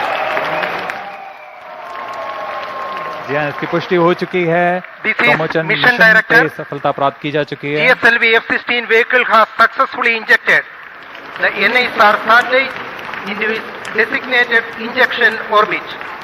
The GSLV-F16 NISR mission is successfully accomplished.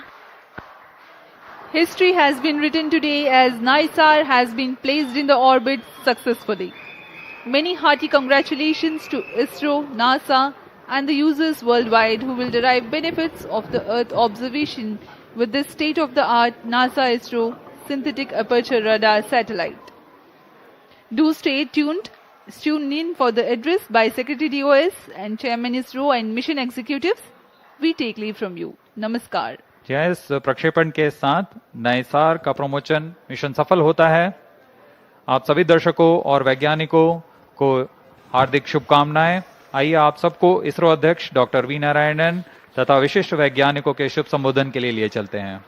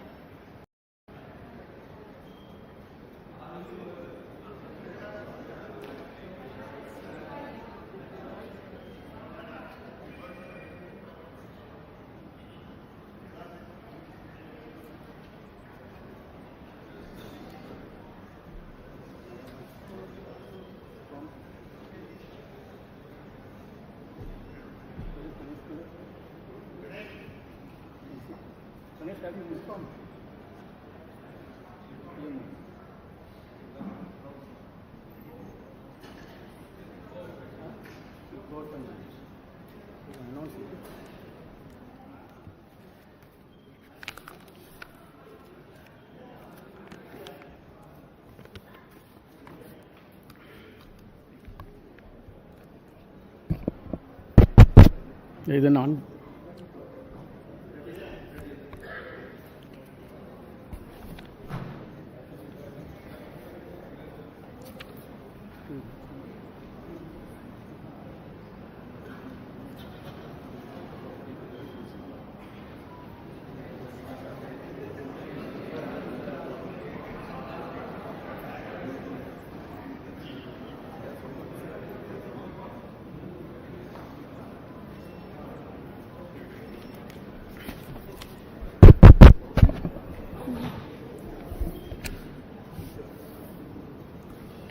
CS announced.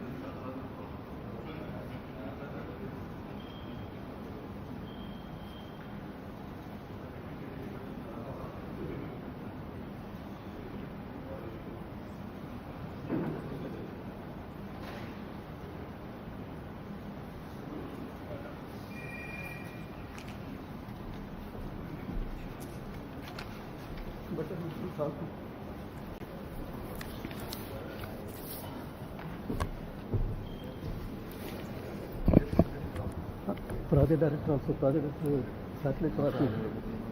NASA, we'll call you. She's coming. Please, on.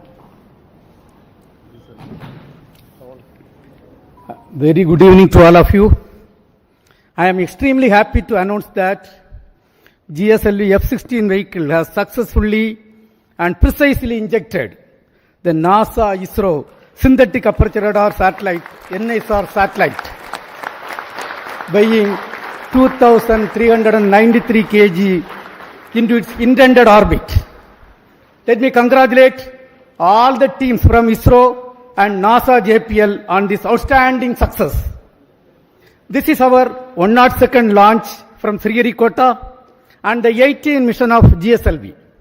As all of you may recall, we had the previous GSLV-F15 mission on 29th January 2025, which was the 100th successful mission launched from Sriharikota, and also the first launch after the new management, including me, took over as the chairman of ISRO. This is the first GSLV mission to the sun-synchronous polar orbit. Till date, all the GSLV missions have been to GTO. Being the first SSPO mission, several analyses and studies were carried out to make this mission a grand successful mission, including the cryogenic upper stage corrections. A host of mission simulations were carried out very systematically and meticulously, and today's successful mission is accomplished. All the vehicle system performance were quite normal, as expected and as predicted. And today we achieved the intended orbit. Actually, we have got the orbit with a dispersion of less than 3 kilometers as against the permissible level of 20 kilometers.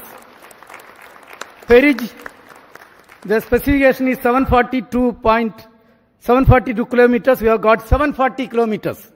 Apogee, 745 kilometers is the specification. We have got 747 kilometers.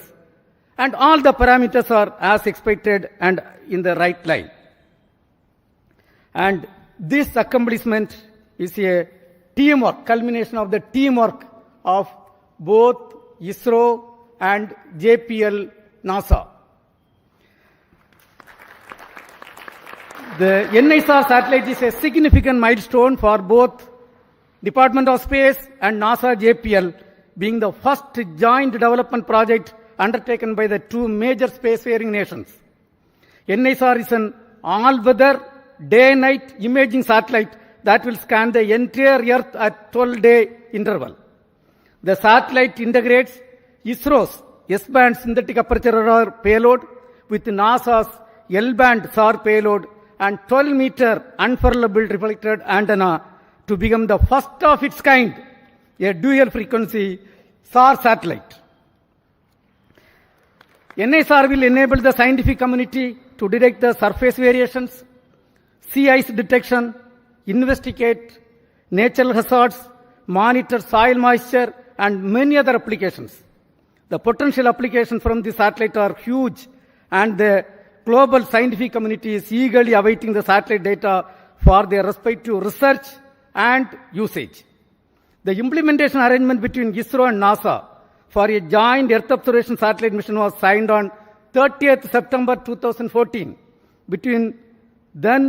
It was signed by the then Chairman ISRO, Secretary Department of Space, Dr. K. Radhakrishnan, who is sitting in front of us, and with the NASA Administrator, Mr. Charles Bolden. In fact, we were so happy to participate in that function which happened in Toronto.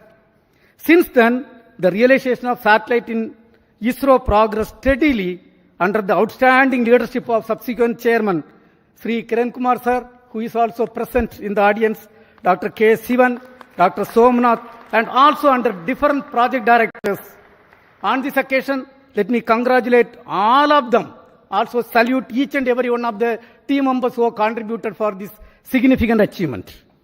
Let me also congratulate all the technical teams, administrative teams both in NASA, JPL and ISRO, who worked shoulder to shoulder to build the satellite at UR Rao Satellite Center over the past so many years.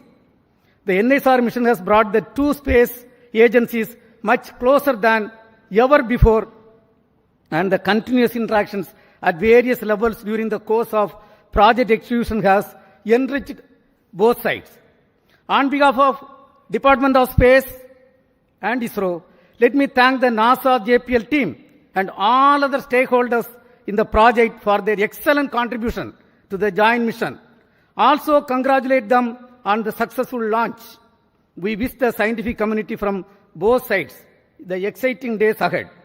Let me also congratulate the ISRO teams from SAC, URSC, VSSC, IASU, IPRC, LPSC, ISTRAC, and all the teams involved in the payload development, satellite integration, realization of solid, liquid, and cryogenic stages, inertial systems, and the launch vehicle itself. Let me take the opportunity to congratulate the Chairman Launch Authorization Board, all the center directors who are with me. It's a teamwork done by ISRO along with the NASA. I express my heartfelt gratitude to the Honorable Prime Minister, Sri Narendra Modi ji, who as the Minister of Space has provided outstanding, encouraging support for the entire project for its successful execution today.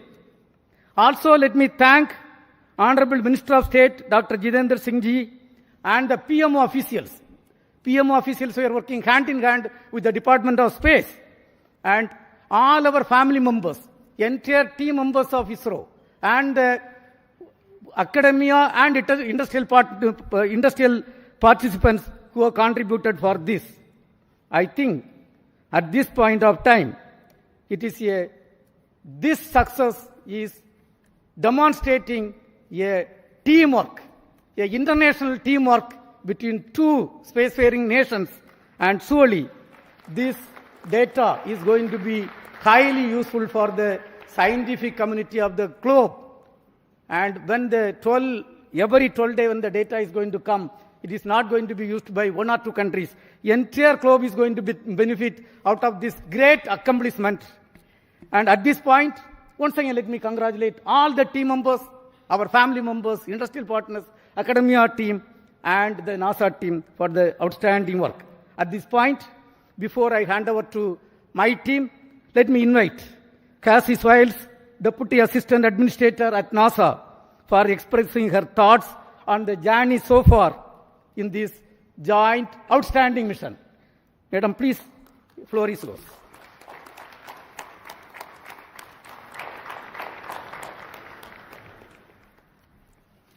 Yeah, please.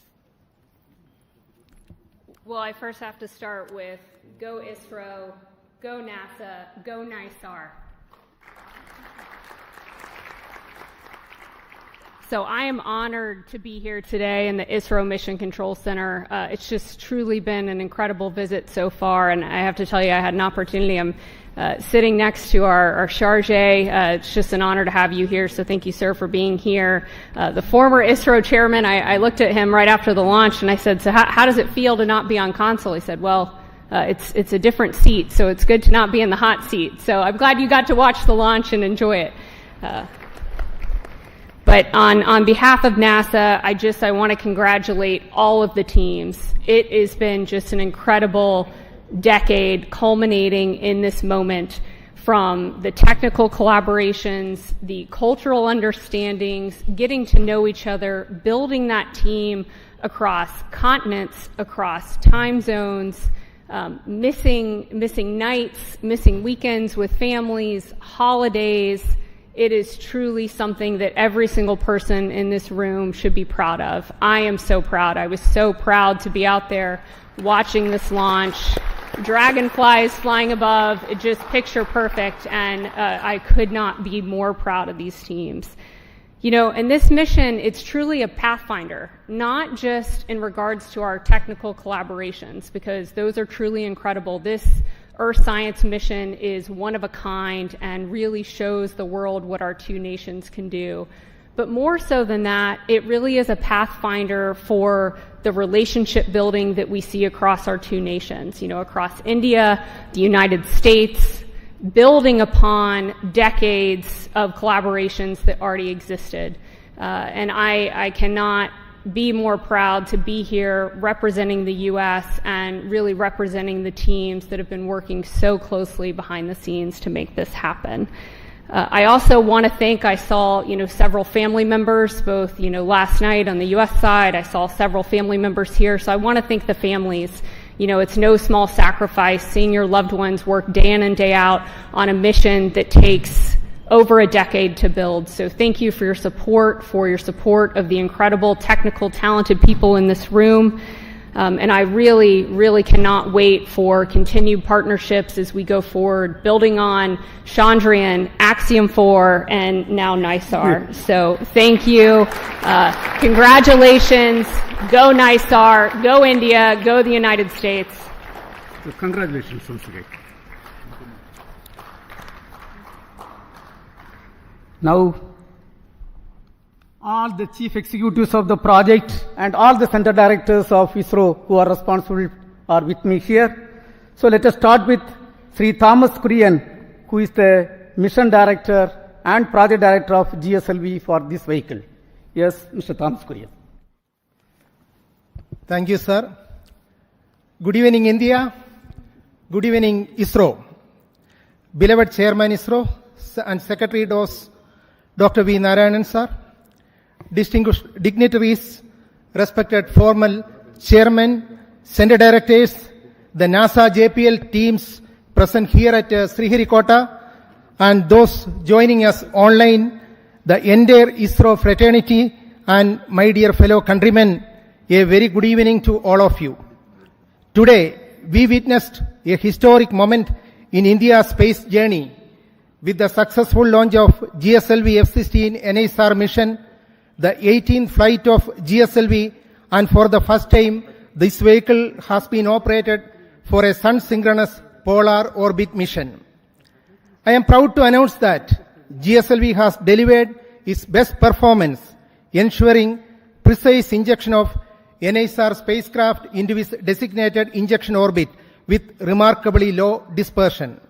This marks a significant milestone not just for ISRO, but also for international cooperation in space, particularly the partnership between ISRO and NASA. The success of this mission underscores our collective technical excellence, operational discipline, and collaborative spirit. I take this opportunity to extend my deepest gratitude to our respected chairman, Dr. V. Narayanan sir, for his continuous guidance, motivation, and confidence in our team. I sincerely acknowledge the support from ISRO center directors and the various review forums for their meticulous reviews, insightful recommendations, and timely decisions, all of which ensured the smooth execution of this specific mission. This success is the result of immense teamwork and commitment. I offer my heartfelt thanks to the system development agencies across ISRO centers, our industrial partners, the assembly integration, facility, quality control, quality assurance teams, and the administrative and auxiliary teams who work tirelessly behind the scenes. To all my esteemed colleagues and the families, a big thank you. This achievement belongs to each one of you. Our best wishes now go to NASA and ISRO teams for the next phases, culminating in the placement of the spacecraft in its final science orbit, where it will begin a mission that promises to bring game-changing data for Earth science and disaster monitoring. Before I conclude, I would like to place on record my sincere appreciation to Vehicle Director Dr. M.P. Dhanasekaran, Associate Vehicle Director Srimati Asha Mary Matthew, Associate Project Director Sri Binny Matthew, and Deputy Project Director Mission Srimati A.V. Mercy, and all my core team members from GSLV project. Your dedication, technical rigor, and mission focus have been the cornerstone of this major accomplishment. Let this day inspire future generations and reinforce our resolve to push boundaries and lead in global space exploration. Thank you. Jai Hind. We will hear from Srimati Chaitra Rao, Project Director of NASA-ISRO Synthetic Aperture Radar Satellite.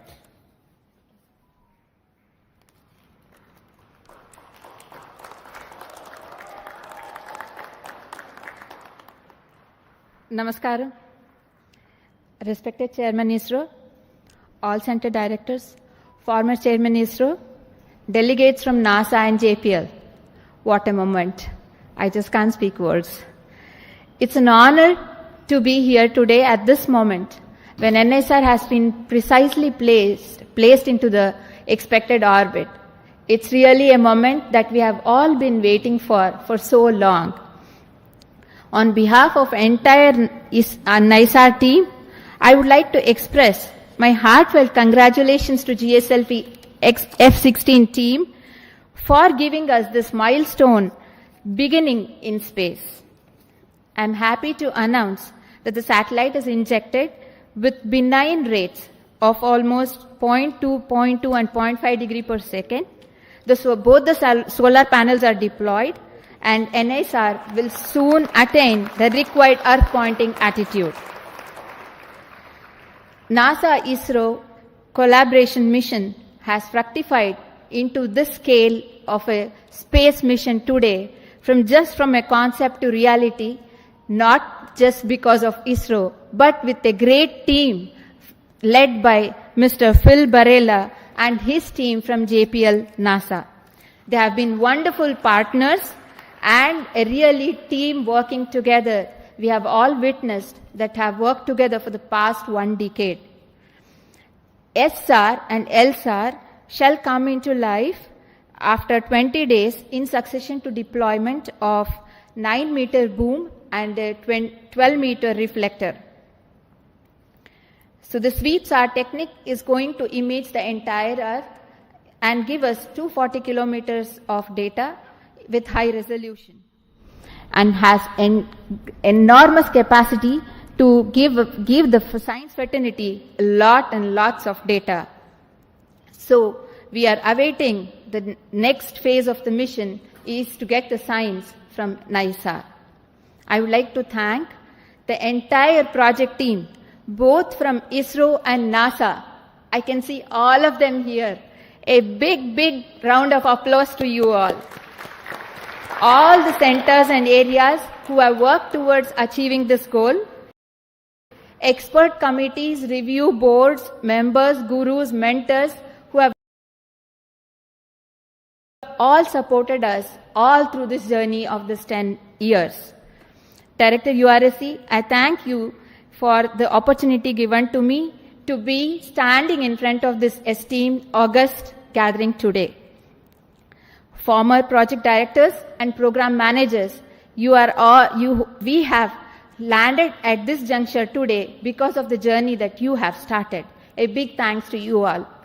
Last but not the least, I thank all the families who have supported and filled in our absence. Thank you all. Vande Mataram. Now we will hear from Mr. Nilesh Desai, who is the Director of Space Application Center. The team with him is responsible for the realization of S-band synthetic aperture radar payload. Yes. Thank you, sir. Chairman ISRO and all the dignitaries present here from ISRO, NASA, JPL and all the other centers. Let me greet all of you on this great occasion. What a great beginning, I will say. Ending of one portion, beginning of other part. And I am very proud to say that the S-band sweeps are, the first time 2 sweeps are will be in the orbit. These 2 sweeps are developed by JPL, L-band by JPL and S-band by Space Application Center, Antariksh Upyog Kendra, Ahmedabad. We are very proud for this association and all of us have worked for day and night, and now it is the time for these 2 radars to work day and night. And I'm sure they are going to give us very good data, and a lot of applications are already being planned, and I wish all the best to all of you. Let me congratulate first the vehicle team, the project for very successful launching, as well as satellite team and my team at Payload Center, at Space Application Center for very nice work. Wish you all the best for the next days. Thank you. We have with us the Launch Authorization Board Chairman and the Director of Satish Dhawan Space Centre, Mr. Rajarajan. Thank you, Chairman. Dear mentors, my dear colleagues, across ISROs and across many places, and JPL NASA team.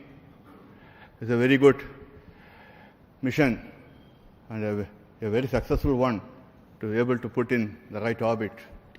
And all the stages that were coming from different parts of India and getting assembled at SDSR with a meticulous plan and very good review by all the systems, and a very good monitoring system also put in place at SDSR has enabled for us to have a seamless launch campaign and have a successful mission.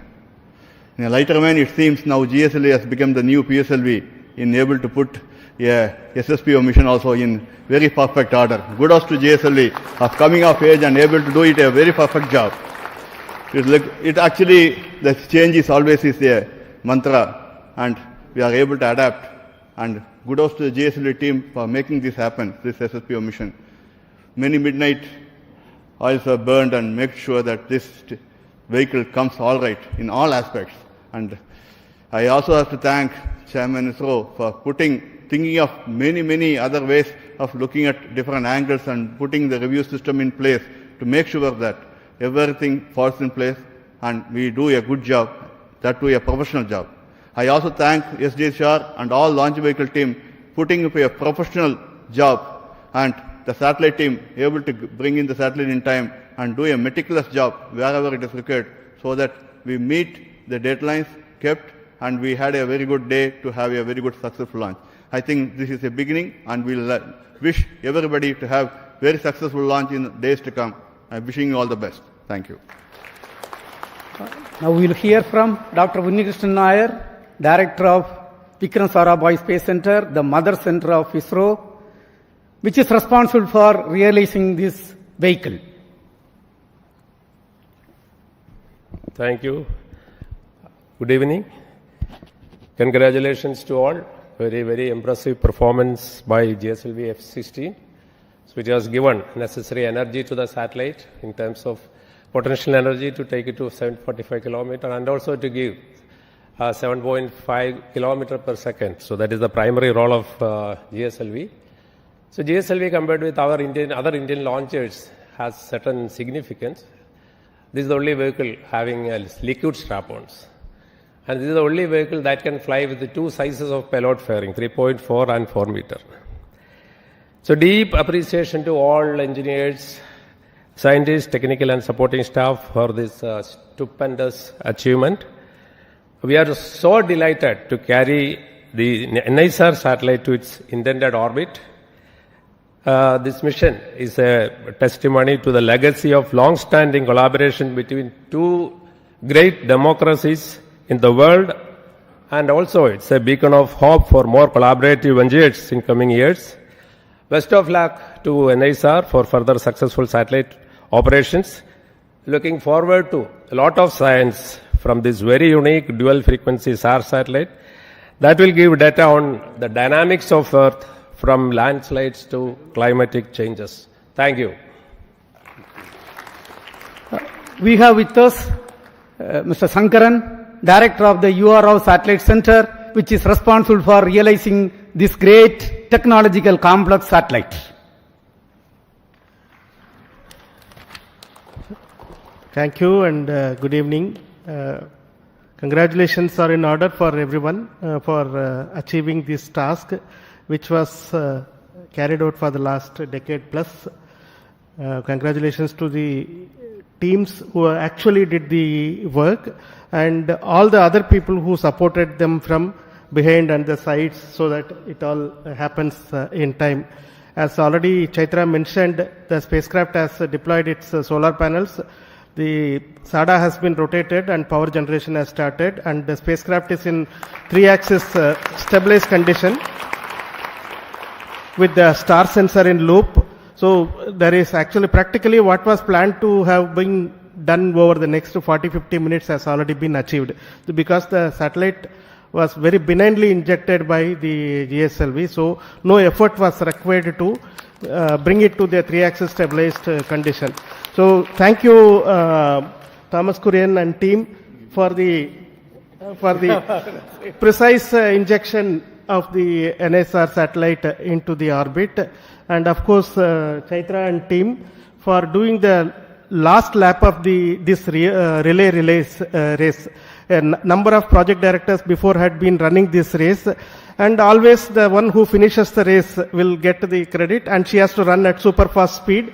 So she has run at the super fast speed to complete this race, and we have now put the satellite in the orbit.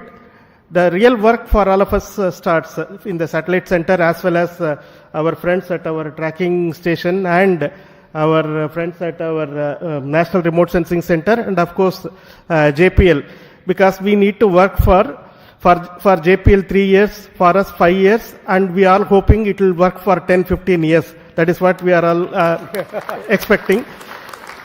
And it is like having the cake, and now we are going to start eating it. That is what we are going to do. The cake has been now put in our hands by GSLV-F16, and now we will start eating the cake. And wishing every one of the people who are here for being part of this historic occasion, for realizing this international cooperation mission, and congratulations for the entire humanity for achieving this outstanding science achievement, which will show its impact over a period of time, over the next decade or so. Its impact will be seen. Congratulations to everyone. Thank you very much. We have with us two key persons, Mr. Mohan, Director of Liquid Propulsion System Center, and Asir Pakiraj, Director of ISRO Propulsion Complex. Both are equally responsible for delivering 5 air-storable stages, propulsion stages, and the cryogenic stage for this program. Mr. Mohan. Good evening. Congratulations, India. Congratulations, ISRO. I am extremely pleased to be part of this successful GSLV-F16 mission. In fact, as Chairman mentioned, in the late 2014, when the MOU was signed between NASA and ISRO, I was fortunate to be part of this particular occasion along with our former chairman, Dr. Radhakrishnan. And subsequently, I was also part of the GSLV project, interacting with the JPL NASA team and the URSC team for the design and interfacing, also the SSPO mission definition and the capability, improving the capability, and all the criteria for the NASA JPL team from the launch vehicle point of view, the 4-meter payload fairing, and also the successful missions, accomplishment, and all those criteria we were able to meet. And I'm extremely happy that from the beginning of that phase and today when we completely have accomplished a fantastic mission, putting the spacecraft of NISR on the precise orbit. It's a great journey from that point to this point. And let me specifically compliment and congratulate my own team at LPSC, because this vehicle is effectively 4 air-storable stages of L40 and 1 GS2 stage, and also the cryogenic stage, and which is again a long stage with 15-ton propellant. And the vehicle also becomes the longest vehicle compared to the normal GSLV earlier. This is the second mission of this configuration. And I'm extremely happy that we are able to place that spacecraft precisely in orbit. An excellent performance and of the all the liquid stages and the cryo stages, and of course the solid stage. And more importantly, the pre-launch phase of operations from the countdown yesterday to today, there was hardly a single second of loss, single second of uncertainty, perfectly executed by the entire team of all STAR, Sriharikota, LPSC, IPRC, all of us together, including VSSC. This was a tremendous effort by all the teams. Congratulations to all, one and all again. All the best for subsequent activity to Lady Chaitra and team, and also the JPL team. Thank you.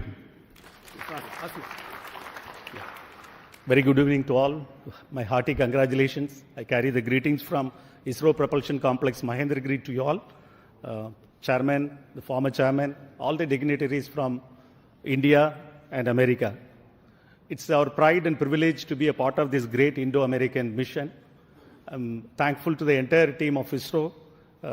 I'm specifically thanking my ISRO Propulsion Complex team at Mahendragiri for enabling to integrate and test the 4 engines of the strap-ons, the second stage, and the cryogenic upper stage. Apart from that, the supply of the flight quality, ultra-high pure liquid hydrogen for the mission. So my congratulations and compliments to all my team members at IPRC and the entire team of ISRO.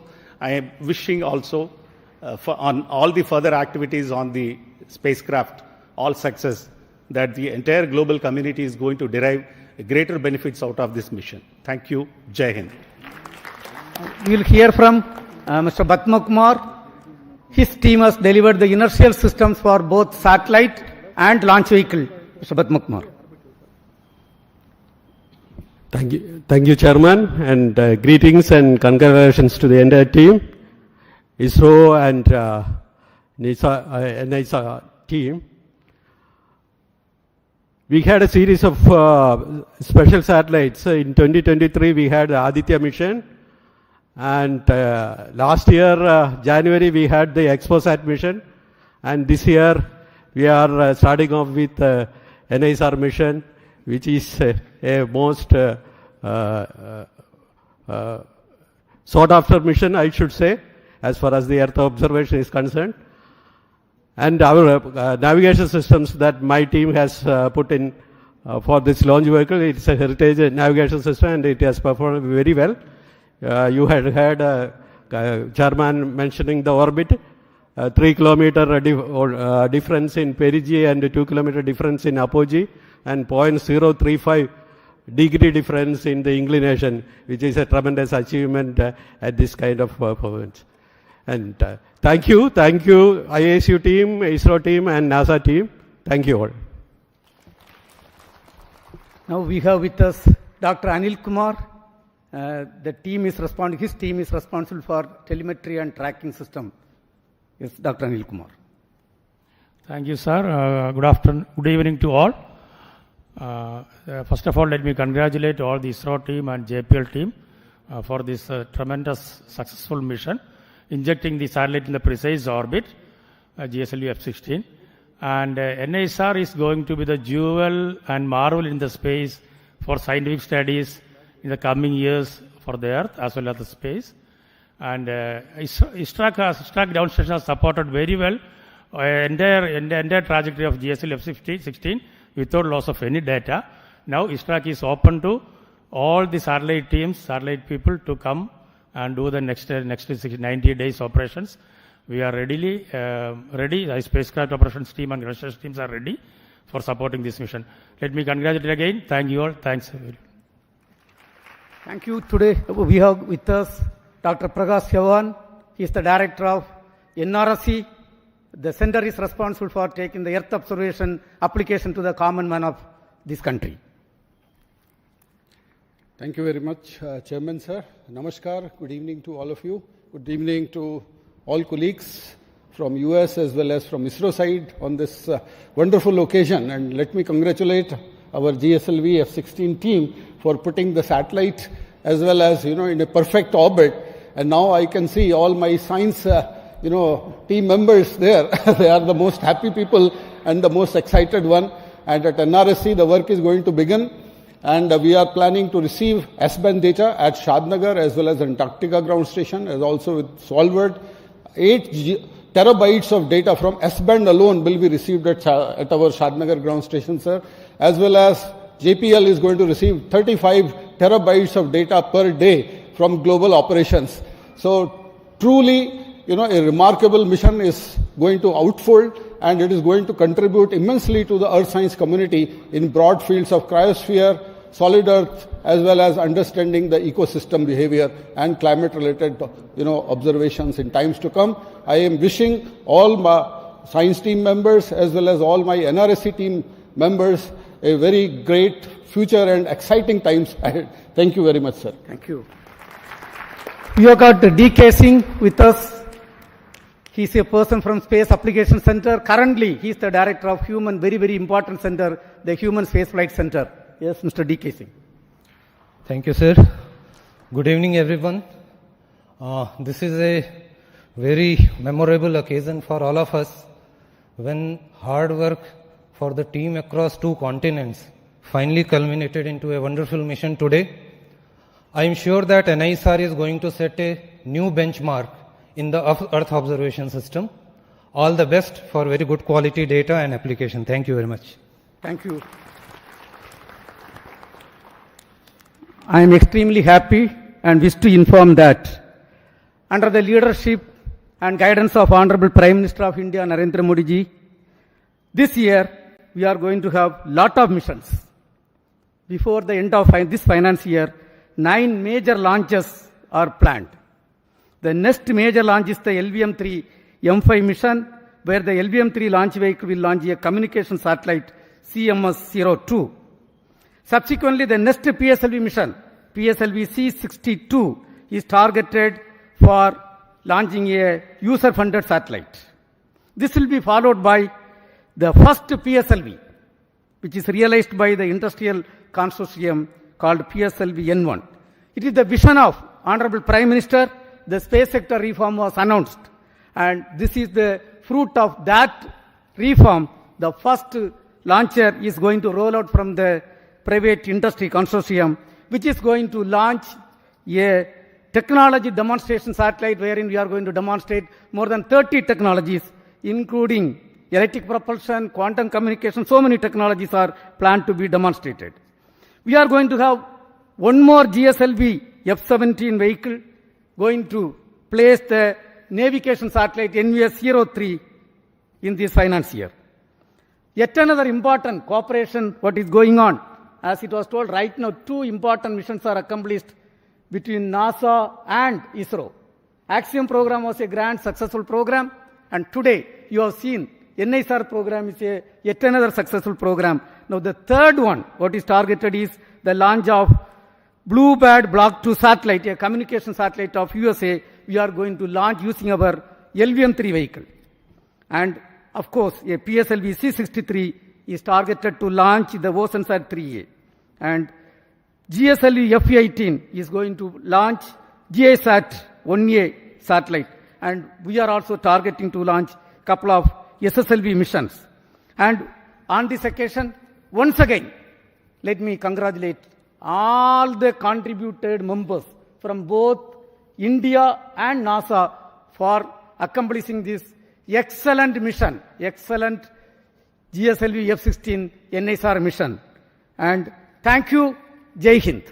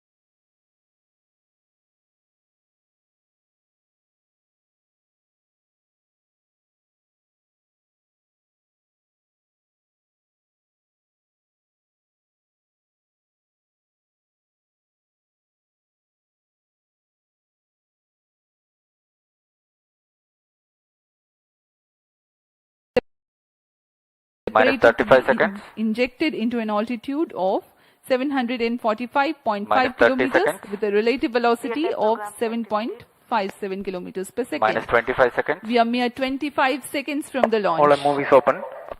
Minus 20 seconds. सभी दर्शक हमारे साथ बने रहिए। Minus 15 सर्वप्रथम seconds. T minus 4.8 seconds पर L40 का प्रज्वलन हम देखेंगे। 10, 9, 8, 7, 6, 5, 4, 3, 2, 1, 0.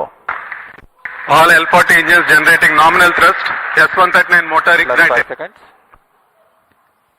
That's a Speed magnificent tracking. of the GSLV-F16 Liftoff normal. NISAR mission. The deafening roar of GSLV and beautiful 15 seconds. silhouette brightening the Sriharikota sky.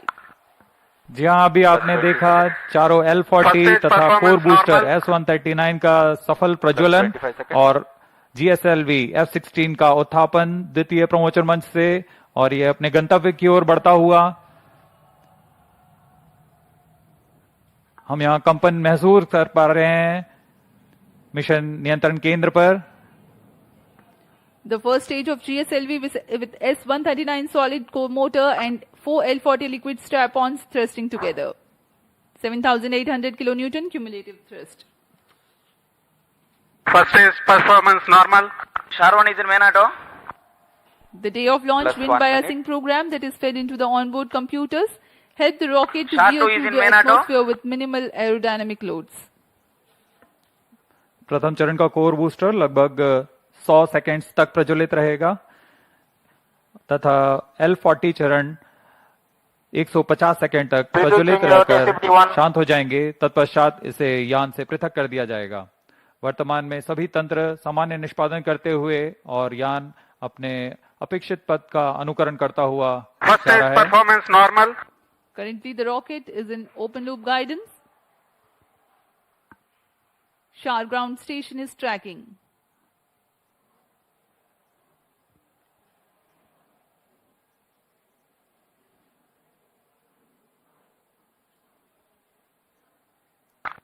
S139 burnout.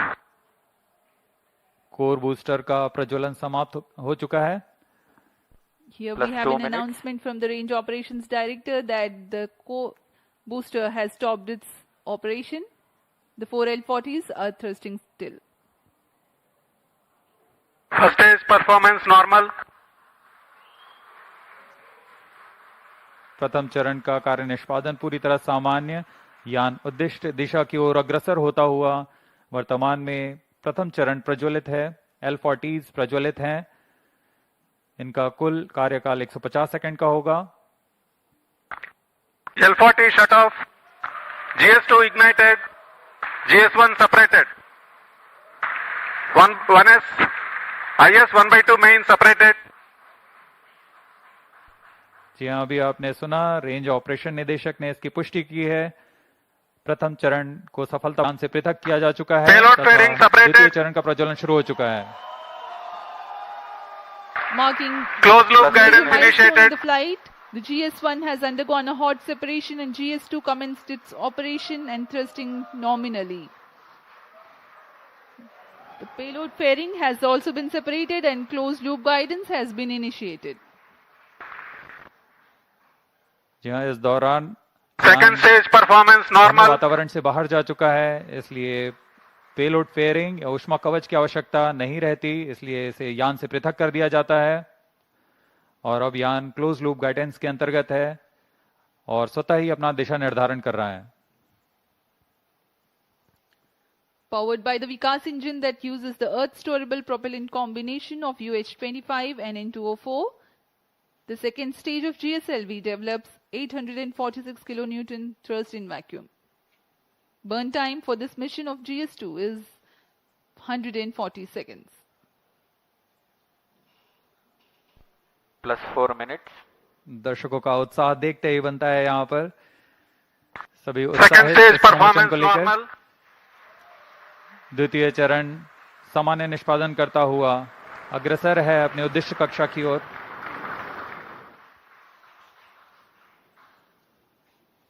इसमें इस चरण में US-25 तथा N2O4 ईंधन का प्रयोग किया जाता है। यह विकास इंजन द्वारा संचालित है। इस चरण का कुल प्रज्वलन काल लगभग 150 सेकंड का होगा। Cryo stage start authorized. जैसा कि हमने पहले बताया था, द्वितीय चरण Second stage performance normal. तृतीय चरण को अनुमोदित कर दिया जाएगा। There is a confirmation of the authorization of the third stage or the cryo stage GS2 thrust cutoff. operation. The GS2 second stage has completed stage its ignition operation and has commanded. been jettisoned from the ongoing vehicle. द्वितीय चरण के सफलतापूर्वक प्रदर्शन के पश्चात Cryo उसे stage यान से ignition पृथक कर दिया confirmed. गया है और तृतीय तथा अंतिम चरण का प्रज्वलन शुरू हो चुका है। यह बहुत ही जटिल चरण है। इसके साथ ही दर्शकों का उत्साह, यह अंतिम चरण है जो उपग्रह को उद्देश्य कक्षा की ओर ले जाएगा। The cryogenic upper stage has commenced its operation. Cryo stage operating at operated level. The Cus stage with CE 7.5 engine with liquid hydrogen as fuel and liquid oxygen as oxidizer with a nominal thrust of 73.55 kilonewton. In this mission, there will be a thrust abatement of 11%, that is Cryo stage performance normal. 4 kilonewtons for about 405 seconds. Plus 6 minutes.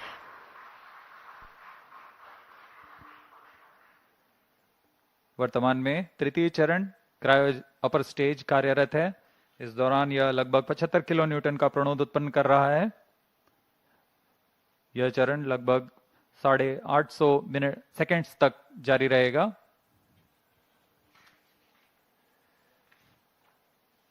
वर्तमान में सापेक्ष गति 3.49 kilometre प्रति second तथा ऊंचाई 514 kilometre की हो चुकी है।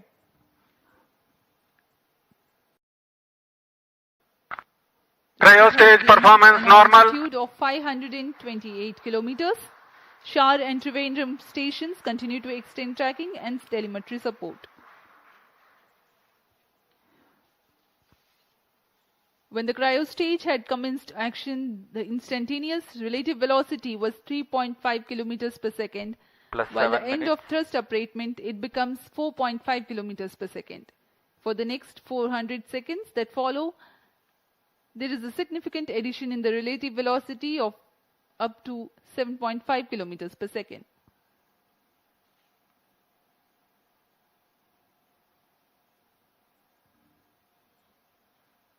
Cryo stage performance normal.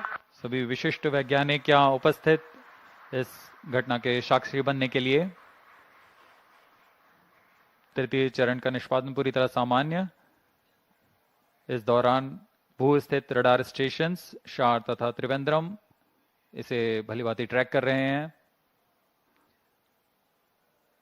The altitude gained during thrust abatement is about 400 kilometers in cryostage operational regime. When the thrust abatement ends, there is a considerable increase in relative velocity at a marginal loss of altitude. Plus 8 minutes.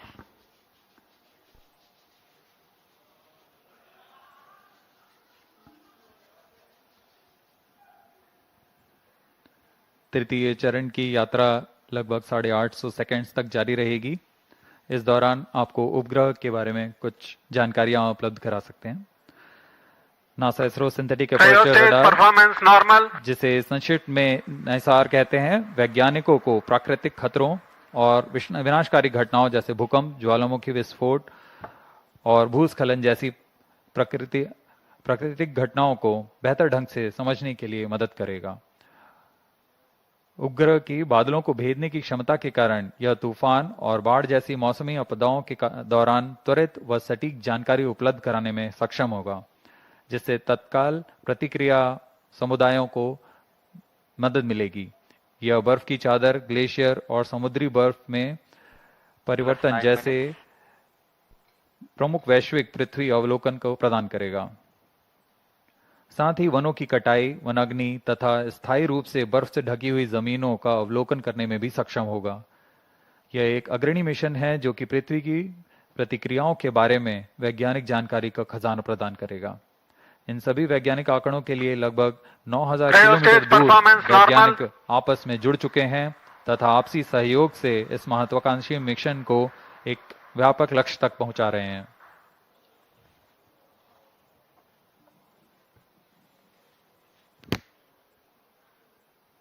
NISAR, or the NASA-ISRO Synthetic Aperture Radar, is a remarkable milestone in the Indo-US space ties. Designed on the I-3K mainframe bus, NISAR will render services for the next 5 years according to free and open data policy. NISAR provides a means of disentangling and clarifying spatially and temporally complex phenomena ranging from ecosystem disturbances to ice sheet collapse and natural hazards including earthquakes, tsunamis, volcanoes and landslides. ISRO has identified a range of applications of particular relevance to India that the mission will address, performance normal, including monitoring agricultural biomass over India, monitoring and assessing disasters to which India responds, studying snow and glaciers in the Himalayas, and studying Indian coastal and near-shore oceans by monitoring annual changes in bathymetry along the deltaic regions, shoreline and erosion accretion. The changes that Earth is undergoing in its ecosystem, deformation and cryospheric sciences emphasizes the urgent and constant need to observe Earth from the vantage of space in order to thrive on our changing planets in decades to come. NISAR offers centimeter-level precision capable of detecting subtle ground shifts and environmental changes. Data from NISAR will provide critical insights to help India and US plan for natural and human-caused hazards. Today, when the GSLV-F16 rocket of ISRO places NISAR in its intended orbit, a critical deployment event, that is, of the 12-meter wide mesh reflector will take place. This mesh reflector acts as a radar antenna. The deployment will be a slow sequence to ensure the delicate boom and antenna unfold without damage or misalignment. The deployment will begin 10 days after launch and will be carried out over the next 8 days. Plus 12 minutes. To prepare NISAR for science operations, in-orbit checkout, physical deployment of all deployable parts, checking out the engineering systems, testing the radars independently and jointly, this phase will last for 90 days after the launch.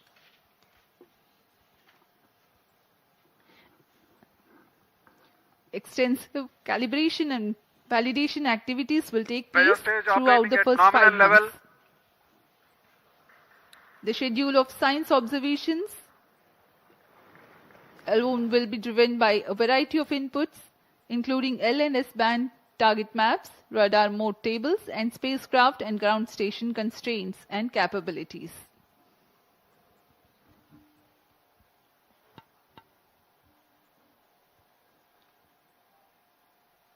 तृतीय चरण cryo upper stage का कार्य निष्पादन पूरी तरह सामान्य। वर्तमान में सापेक्ष गति 4.9 किलोमीटर प्रति सेकंड तथा ऊंचाई 787 किलोमीटर की हो चुकी है।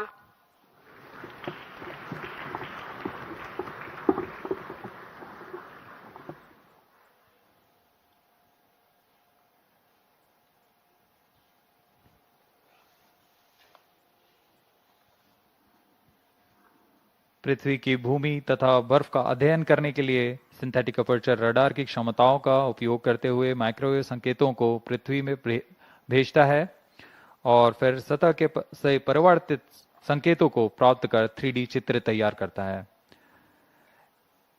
इसके लिए इसमें 12 मीटर व्यास वाले अनफर्लेबल रिफ्लेक्टर एंटीना लगे हुए हैं।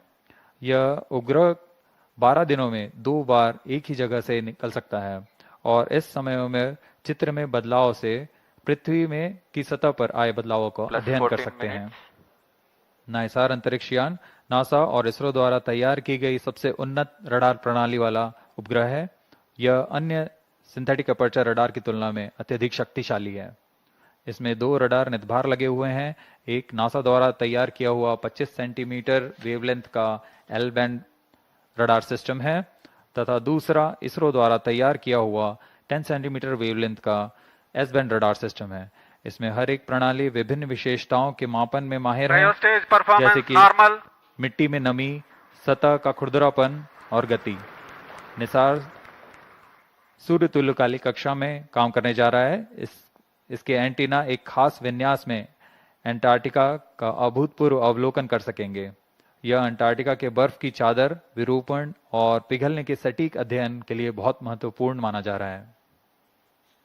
नाइसार अंतरिक्ष यान दैनिक आधार पर सबसे अधिक डेटा उत्पादन करेगा। यह 3 साल के मुख्य मिशन के दौरान 100 पीटाबाइट डेटा उपलब्ध कराएगा, जो कि प्रतिदिन 80 टेराबाइट डेटा के बराबर है। इतने बड़े डेटाबेस के कारण इसे क्लाउड के माध्यम से संसाधित, संग्रहित और वितरित किया जाएगा। सभी एस बैंड और एल बैंड डेटा इसरो के राष्ट्रीय रिमोट सेंसिंग सेंटर NRSC के माध्यम से भारत सरकार के उपयोगकर्ताओं के लिए उपलब्ध किए जाएंगे। यह मिशन दोनों देशों के सिंथेटिक अपर्चर रडार की अनुभवी श्रृंखला को आगे बढ़ाने वाला है। Performance normal.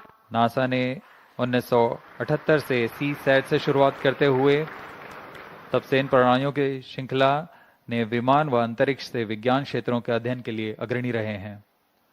इसी तरह भारत इन अनुप्रयोगों में विस्तृत श्रृंखला 2012 में रडार इमेजिंग सैटेलाइट RISAT-1 और 2022 में RISAT-1A की श्रृंखला शुरू की। नाइसार व्यापक स्वात के साथ उच्च रिजोल्यूशन के डेटा निरंतर प्रदान कर सकेगा।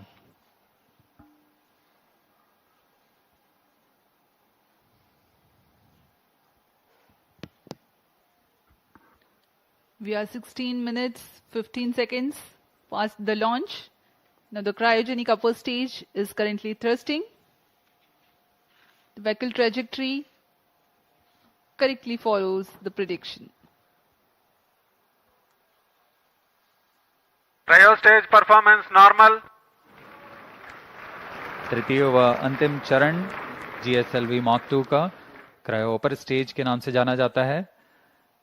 वर्तमान में पूरी तरह सामान्य प्रदर्शन करते हुए, सभी तंत्र सामान्य निष्पादन करते हुए यान को उद्दिष्ट कक्षा की ओर ले जा रहे हैं।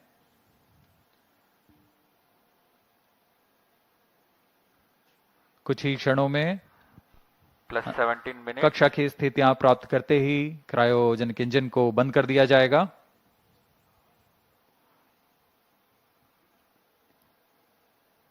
The launch vehicle is at an altitude of 748 kilometers.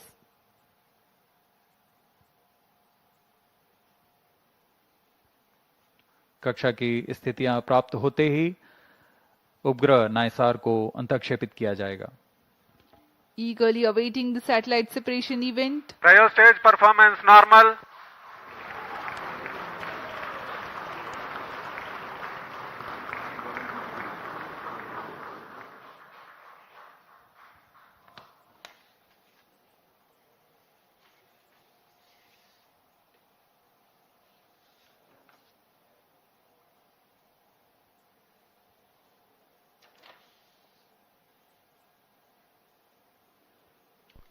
+18 minutes.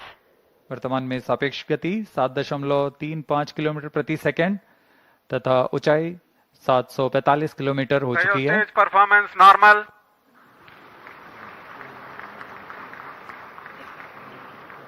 The cryo stage is performing nominally.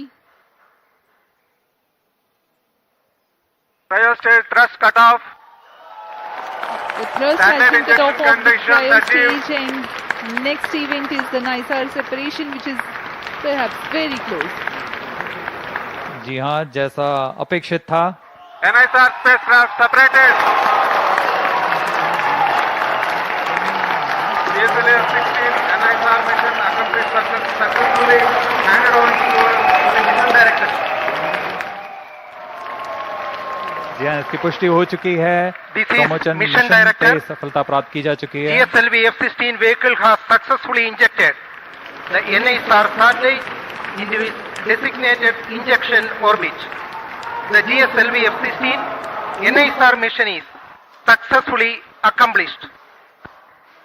History has been written today as NISAR has been placed in the orbit successfully. Many hearty congratulations to ISRO, NASA and the users worldwide who will derive benefits of the Earth observation with this state-of-the-art NASA-ISRO Synthetic Aperture Radar satellite. Do stay tuned. Tune in for the address by Secretary DOS and Chairman ISRO and mission executives. We take leave from you. Namaskar. इस प्रक्षेपण के साथ नाइसार का promotion mission सफल होता है। आप सभी दर्शकों और वैज्ञानिकों को हार्दिक शुभकामनाएं। आइए आप सबको इसरो अध्यक्ष डॉक्टर वी नारायणन तथा विशिष्ट वैज्ञानिकों के शुभ संबोधन के लिए चलते हैं।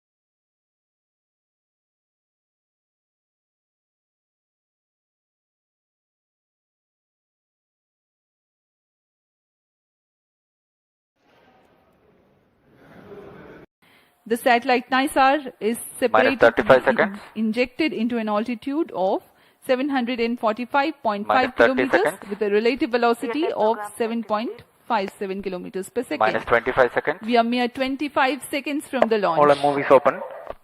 Minus 20 seconds. सभी दर्शक हमारे साथ बने रहिए। सर्वप्रथम T-4.8 सेकंड्स पर L40s का प्रज्वलन हम देखेंगे। 10, 9, 8, 7, 6, 5, 4, 3, 2, 1, 0. All L40 engines generating nominal thrust. S139 motor ignited. 5 seconds. That's a magnificent of the GSLV-F16 NISAR mission. The deafening roar of GSLV and beautiful silhouette brightening the Sriharikota sky. जी हाँ, अभी आपने देखा चारों L40 तथा 4 booster S139 का सफल प्रज्वलन और GSLV F16 का उत्थापन द्वितीय प्रमोशन मंच से, और ये अपने गंतव्य की ओर बढ़ता हुआ। हम यहाँ कंपन महसूस कर पा रहे हैं मिशन नियंत्रण केंद्र पर। The first stage of GSLV with S139 solid core motor and 4 L40 liquid strap-ons thrusting together. 7,800 kilonewton cumulative thrust. First stage performance normal. SHAR-1 is in main auto. The day of launch wind biasing program that is fed into the onboard computers helped the rocket to veer through the atmosphere with minimal aerodynamic loads. प्रथम चरण का core booster लगभग 100 seconds तक प्रज्वलित रहेगा तथा L40 चरण 150 second तक प्रज्वलित रहकर शांत हो जाएंगे। तत्पश्चात इसे यान से पृथक कर दिया जाएगा। वर्तमान में सभी तंत्र सामान्य निष्पादन करते हुए और यान अपने अपेक्षित पथ का अनुकरण करता हुआ जा रहा है। Performance normal. Currently the rocket is in open loop guidance. SHAR ground station is tracking.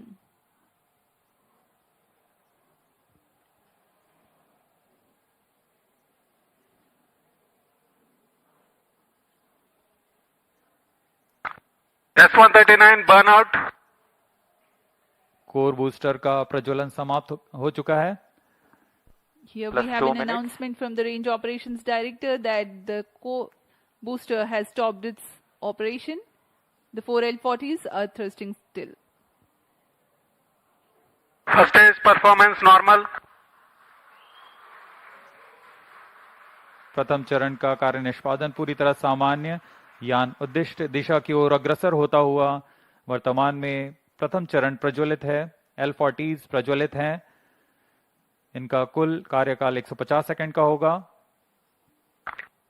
L40 shut off. GS2 ignited. GS1 separated. 1S. IS 1/2 main separated. जी हाँ, अभी आपने सुना रेंज ऑपरेशन निदेशक ने इसकी पुष्टि की है। प्रथम चरण को सफलता से पृथक किया जा चुका है Payload तथा fairing separated. द्वितीय चरण का प्रज्वलन शुरू हो चुका है. Marking Closed loop the guidance milestone initiated. in the flight, the GS1 has undergone a hot separation and GS2 commenced its operation and thrusting nominally. The payload fairing has also been separated and closed loop guidance has been initiated. जी हाँ, इस दौरान Second stage performance normal. वातावरण से बाहर जा चुका है, इसलिए पेलोड फेयरिंग या ऊष्मा कवच की आवश्यकता नहीं रहती, इसलिए इसे यान से पृथक कर दिया जाता है और अब यान क्लोज लूप गाइडेंस के अंतर्गत है और स्वतः ही अपना दिशा निर्धारण कर रहा है. Powered by the Vikas engine that uses the Earth storable propellant combination of UH-25 and N2O4, the second stage of GSLV develops 846 kilonewton thrust in vacuum. Burn time for this mission of GS2 is 140 seconds. +4 minutes. दर्शकों का उत्साह देखते ही बनता है यहाँ पर. सभी Second stage performance को लेकर normal. द्वितीय चरण सामान्य निष्पादन करता हुआ अग्रसर है अपने उद्देश्य कक्षा की ओर.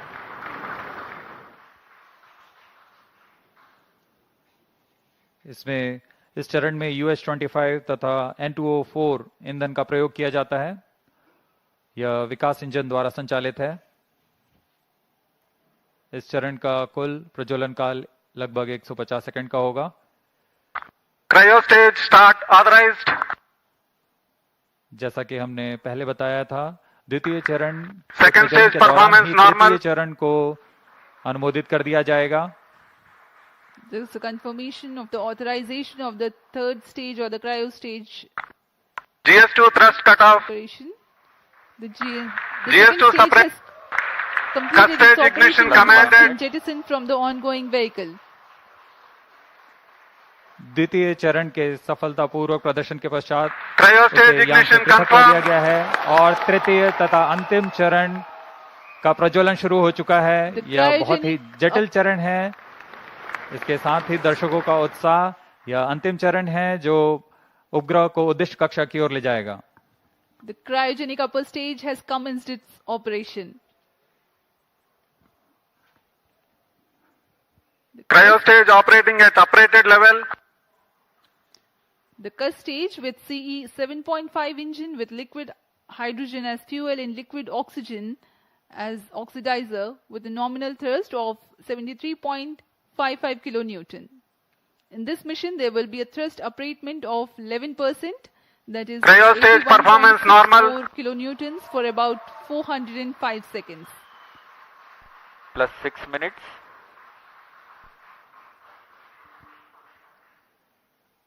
वर्तमान में तृतीय चरण क्रायो अपर स्टेज कार्यरत है. इस दौरान यह लगभग 75 किलो न्यूटन का प्रणोद उत्पन्न कर रहा है. यह चरण लगभग 850 सेकंड्स तक जारी रहेगा.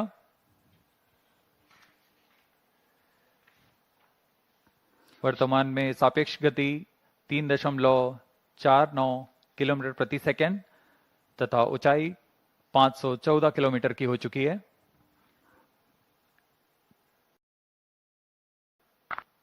Cryo stage performance normal. Altitude of 528 kilometers. Shar and Trivandrum stations continue to extend tracking and telemetry support. When the cryo stage had commenced action, the instantaneous relative velocity was 3.5 kilometers per second. While the end of thrust upratement, it becomes 4.5 kilometers per second. For the next 400 seconds that follow, there is a significant addition in the relative velocity of up to 7.5 kilometers per second.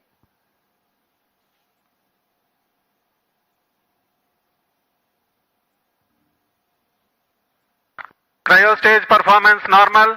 सभी विशिष्ट वैज्ञानिक यहाँ उपस्थित इस घटना के साक्षी बनने के लिए. तृतीय चरण का निष्पादन पूरी तरह सामान्य. इस दौरान भू स्थित रडार स्टेशंस शार तथा त्रिवेंद्रम इसे भलीभांति ट्रैक कर रहे हैं. The altitude gained during Thrust upratement is about 400 kilometers in cryostage operational regime. When the thrust upratement ends, there is a considerable increase in relative velocity at a marginal loss of altitude. Plus 8 minutes.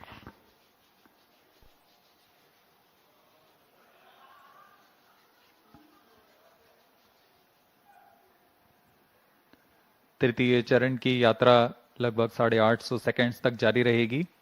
इस दौरान आपको उपग्रह के बारे में कुछ जानकारियां उपलब्ध करा सकते हैं। NASA ISRO synthetic aperture radar, जिसे संक्षिप्त में नाइसार कहते हैं, वैज्ञानिकों को प्राकृतिक खतरों और विनाशकारी घटनाओं जैसे भूकंप, ज्वालामुखी विस्फोट और भूस्खलन जैसी प्राकृतिक घटनाओं को बेहतर ढंग से समझने के लिए मदद करेगा। उपग्रह की बादलों को भेदने की क्षमता के कारण यह तूफान और बाढ़ जैसी मौसमी आपदाओं के दौरान त्वरित व सटीक जानकारी उपलब्ध कराने में सक्षम होगा, जिससे तत्काल प्रतिक्रिया समुदायों को मदद मिलेगी। यह बर्फ की चादर, ग्लेशियर और समुद्री बर्फ में परिवर्तन जैसे प्रमुख वैश्विक पृथ्वी अवलोकन को प्रदान करेगा। साथ ही वनों की कटाई, वनाग्नि तथा स्थायी रूप से बर्फ से ढकी हुई जमीनों का अवलोकन करने में भी सक्षम होगा। यह एक अग्रणी मिशन है जो कि पृथ्वी की प्रतिक्रियाओं के बारे में वैज्ञानिक जानकारी का खजाना प्रदान करेगा। इन सभी वैज्ञानिक आंकड़ों के लिए लगभग 9000 किलोमीटर दूर वैज्ञानिक आपस में जुड़ चुके हैं तथा आपसी सहयोग से इस महत्वाकांक्षी मिशन को एक व्यापक लक्ष्य तक पहुंचा रहे हैं।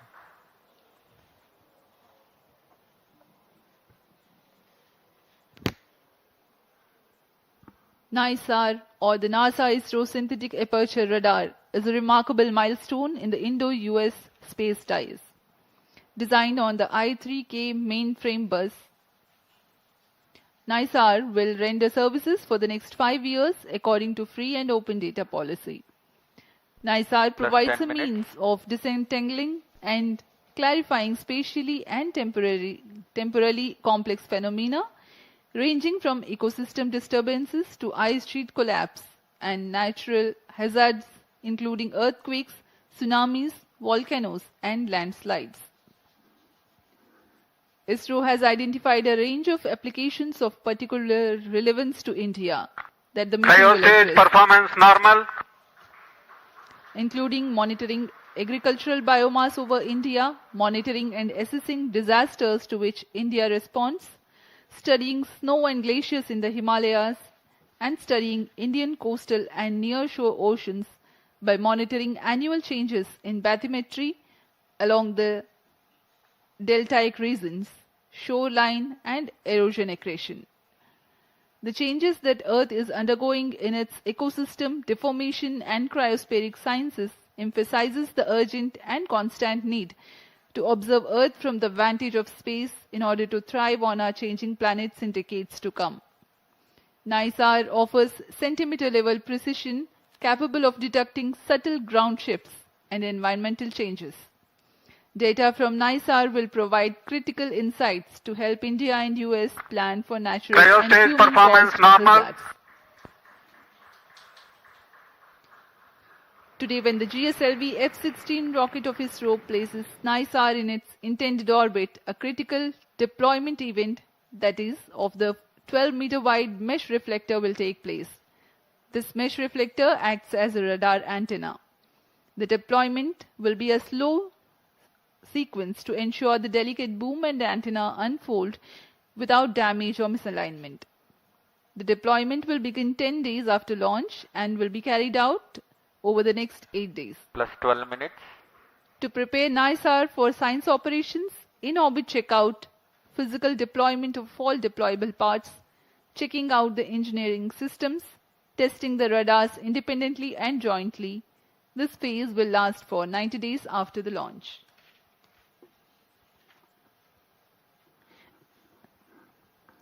Extensive calibration and validation activities will take place throughout the first 5 months. The schedule of science observations alone will be driven by a variety of inputs, including L and S band target maps, radar mode tables, and spacecraft and ground station constraints and capabilities.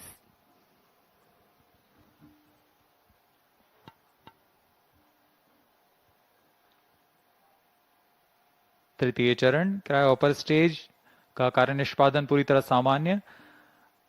वर्तमान में सापेक्ष गति 4.9 kilometre प्रति second तथा ऊंचाई 787 kilometre की हो चुकी है।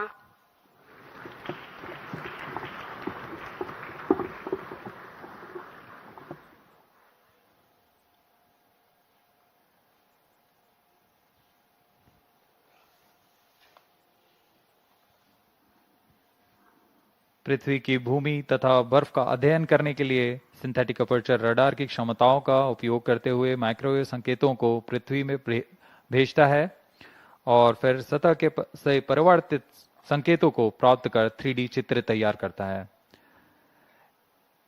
इसके लिए इसमें 12 मीटर व्यास वाले अनफर्लेबल रिफ्लेक्टर एंटीना लगे हुए हैं। यह उपग्रह 12 दिनों में 2 बार एक ही जगह से निकल सकता है और इस समय में चित्र में बदलाव से पृथ्वी में की सतह पर आए बदलावों का अध्ययन कर सकते हैं।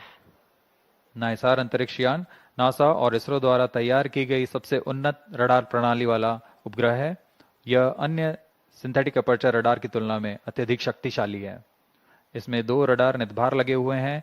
एक नासा द्वारा तैयार किया हुआ 25 सेंटीमीटर वेवलेंथ का एल बैंड रडार सिस्टम है तथा दूसरा इसरो द्वारा तैयार किया हुआ 10 सेंटीमीटर वेवलेंथ का एस बैंड रडार सिस्टम है। इसमें हर एक प्रणाली विभिन्न विशेषताओं के मापन में माहिर है, जैसे कि मिट्टी में नमी, सतह का खुरदरापन और गति। निसार सूर्य तुल्यकालिक कक्षा में काम करने जा रहा है। इसके एंटीना एक खास विन्यास में अंटार्कटिका का अभूतपूर्व अवलोकन कर सकेंगे। यह अंटार्कटिका के बर्फ की चादर, विरूपण और पिघलने के सटीक अध्ययन के लिए बहुत महत्वपूर्ण माना जा रहा है। नाइसार अंतरिक्ष यान दैनिक आधार पर सबसे अधिक डेटा उत्पादन करेगा। यह 3 साल के मुख्य मिशन के दौरान 100 पीटाबाइट डेटा उपलब्ध कराएगा, जो कि प्रतिदिन 80 टेराबाइट डेटा के बराबर है। इतने बड़े डेटाबेस के कारण इसे क्लाउड के माध्यम से संसाधित, संग्रहित और वितरित किया जाएगा। सभी एस बैंड और एल बैंड डेटा इसरो के राष्ट्रीय रिमोट सेंसिंग सेंटर NRSC के माध्यम से भारत सरकार के उपयोगकर्ताओं के लिए उपलब्ध किए जाएंगे। यह मिशन दोनों देशों के सिंथेटिक अपर्चर रडार की अनुभवी श्रृंखला को आगे बढ़ाने वाला है। नासा ने 1978 से CSAT से शुरुआत करते हुए तब से इन प्रणालियों की श्रृंखला ने विमान व अंतरिक्ष से विज्ञान क्षेत्रों के अध्ययन के लिए अग्रणी रहे हैं। इसी तरह भारत इन अनुप्रयोगों में विस्तृत श्रृंखला 2012 में रडार इमेजिंग सैटेलाइट RISAT-1 और 2022 में RISAT-1A की श्रृंखला शुरू की। नाइसार व्यापक स्वात के साथ उच्च रिजोल्यूशन के डेटा निरंतर प्रदान कर सकेगा।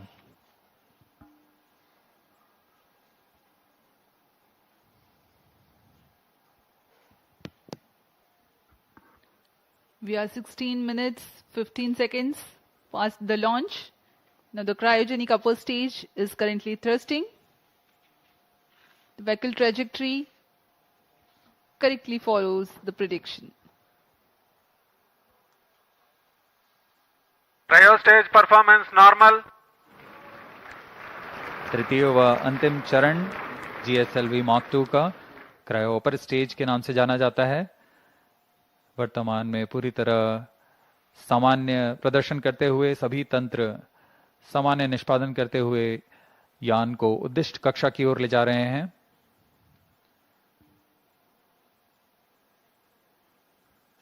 कुछ ही क्षणों में कक्षा की स्थितियां प्राप्त करते ही क्रायोजेनिक इंजन को बंद कर दिया जाएगा।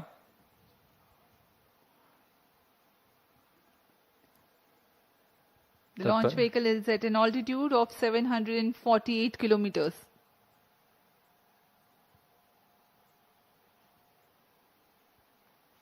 कक्षा की स्थितियां प्राप्त होते ही उपग्रह नाइसार को अंतःक्षेपित किया जाएगा। Eagerly awaiting the satellite separation event. Cryo stage performance normal.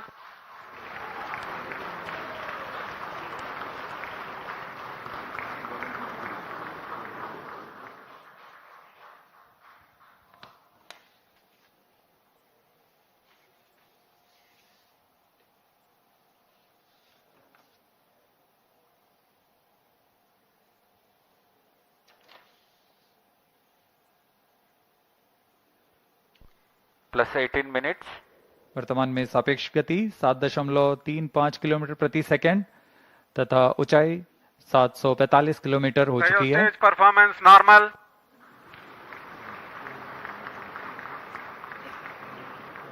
The cryo stage is performing nominally. Cryo stage thrust cutoff.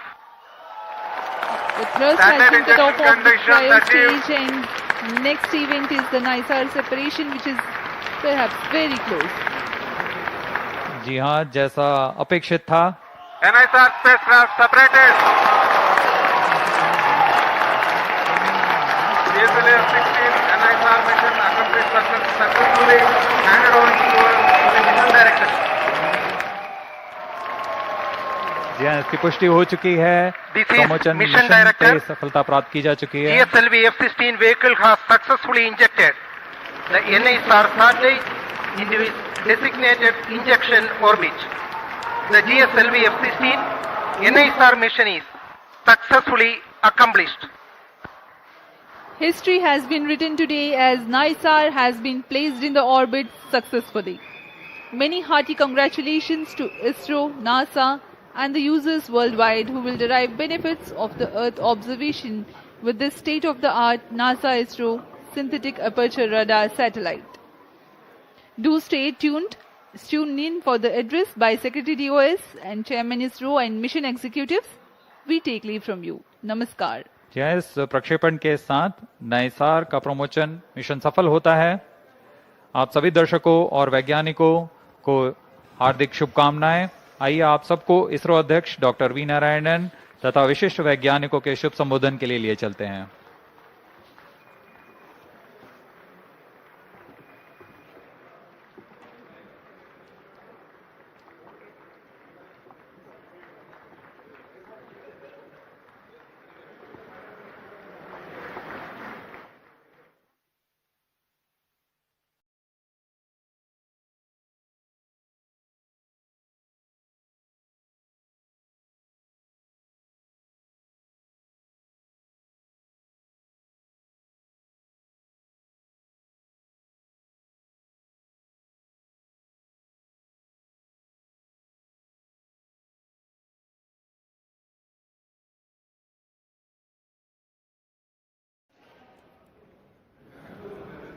The satellite NISAR is separated to be injected into an altitude of 745.5 kilometers with a relative velocity of 7.57 kilometers per second. Minus 25 seconds. We are mere 25 seconds from the launch. All the movies open.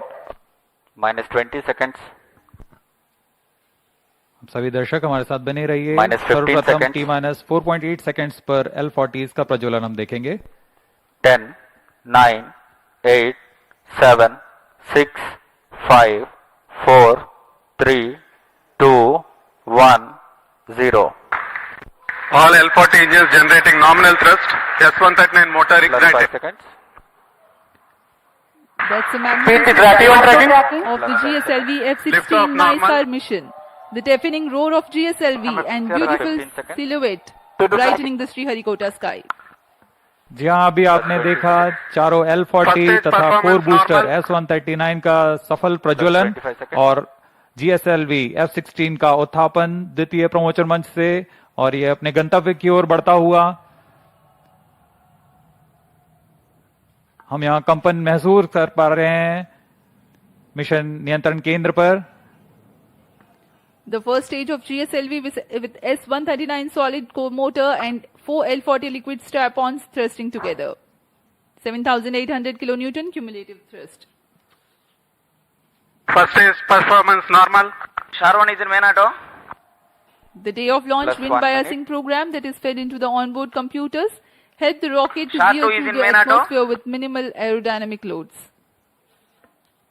प्रथम चरण का core booster लगभग 100 seconds तक प्रज्वलित रहेगा तथा L40 चरण 150 second तक प्रज्वलित रहकर शांत हो जाएंगे। तत्पश्चात इसे यान से पृथक कर दिया जाएगा।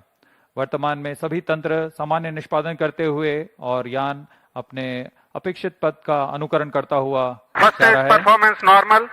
Currently the rocket is in open loop guidance. Shar ground station is tracking.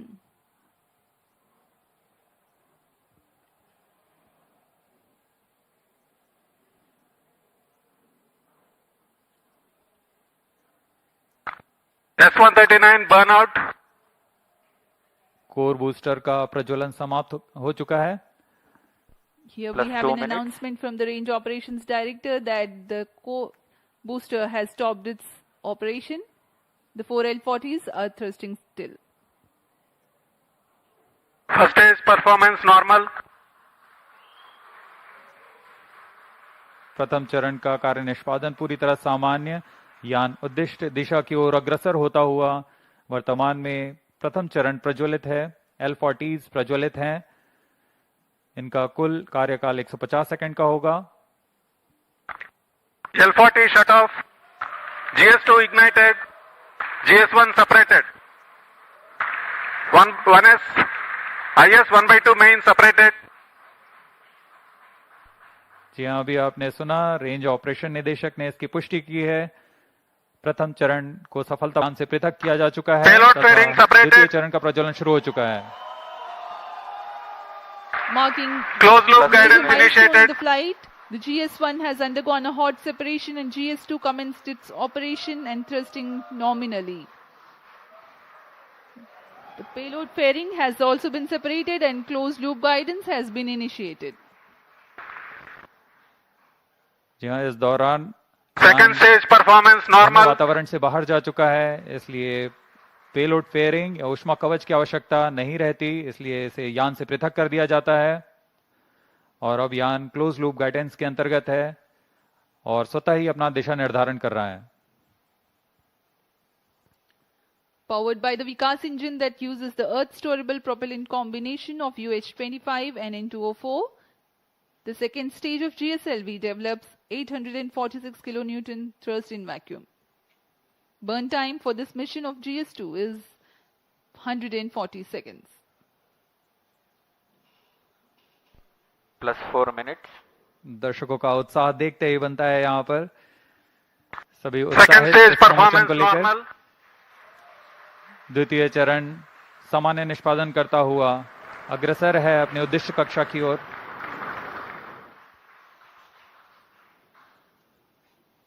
इसमें इस चरण में UH-25 तथा N2O4 ईंधन का प्रयोग किया जाता है. यह विकास इंजन द्वारा संचालित है. इस चरण का कुल प्रज्वलन काल लगभग 150 सेकंड का होगा. Cryo stage start authorised. जैसा कि हमने पहले बताया था, द्वितीय चरण सेकंड स्टेज परफॉर्मेंस नॉर्मल. चरण को अनुमोदित कर दिया जाएगा. There is a confirmation of the authorization of the third stage or the cryo stage. GS2 thrust cutoff. Operation. The GS2 separate. Completed stage ignition commanded. And jettisoned from the ongoing vehicle. द्वितीय चरण के सफलतापूर्वक प्रदर्शन के पश्चात cryo stage ignition confirm किया गया है और तृतीय तथा अंतिम चरण का प्रज्वलन शुरू हो चुका है. यह बहुत ही जटिल चरण है. इसके साथ ही दर्शकों का उत्साह. यह अंतिम चरण है जो उपग्रह को उद्दिष्ट कक्षा की ओर ले जाएगा. The cryogenic upper stage has commenced its operation. Cryo stage operating at operated level. The CUS stage with CE 7.5 engine with liquid hydrogen as fuel and liquid oxygen as oxidizer with a nominal thrust of 73.55 kilonewton. In this mission, there will be a thrust upratement of 11%, that is cryo stage performance normal. 4 kilonewtons for about 405 seconds. +6 minutes.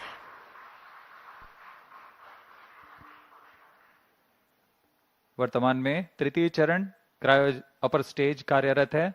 इस दौरान यह लगभग 75 kilo Newton का प्रणोद उत्पन्न कर रहा है. यह चरण लगभग 850 सेकंड्स तक जारी रहेगा.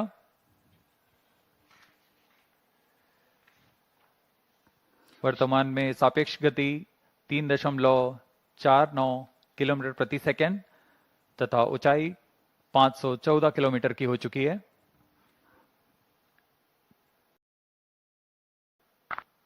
Cryo stage performance normal. Altitude of 528 kilometers. Shar and Trivandrum stations continue to extend tracking and telemetry support.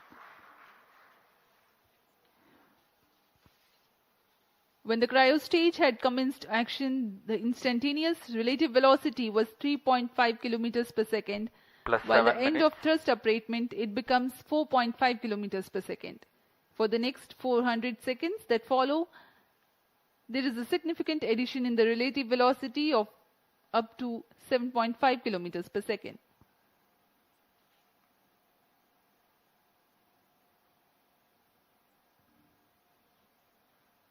Cryo stage performance normal. सभी विशिष्ट वैज्ञानिक यहाँ उपस्थित इस घटना के साक्षी बनने के लिए। तृतीय चरण का निष्पादन पूरी तरह सामान्य। इस दौरान भू स्थित रडार स्टेशंस शार तथा त्रिवेंद्रम इसे भलीभांति ट्रैक कर रहे हैं। The altitude gained during thrust upratement is about 400 kilometers in cryostage operational regime. When the thrust upratement ends, there is a considerable increase in relative velocity at a marginal loss of altitude. Plus 8 minutes.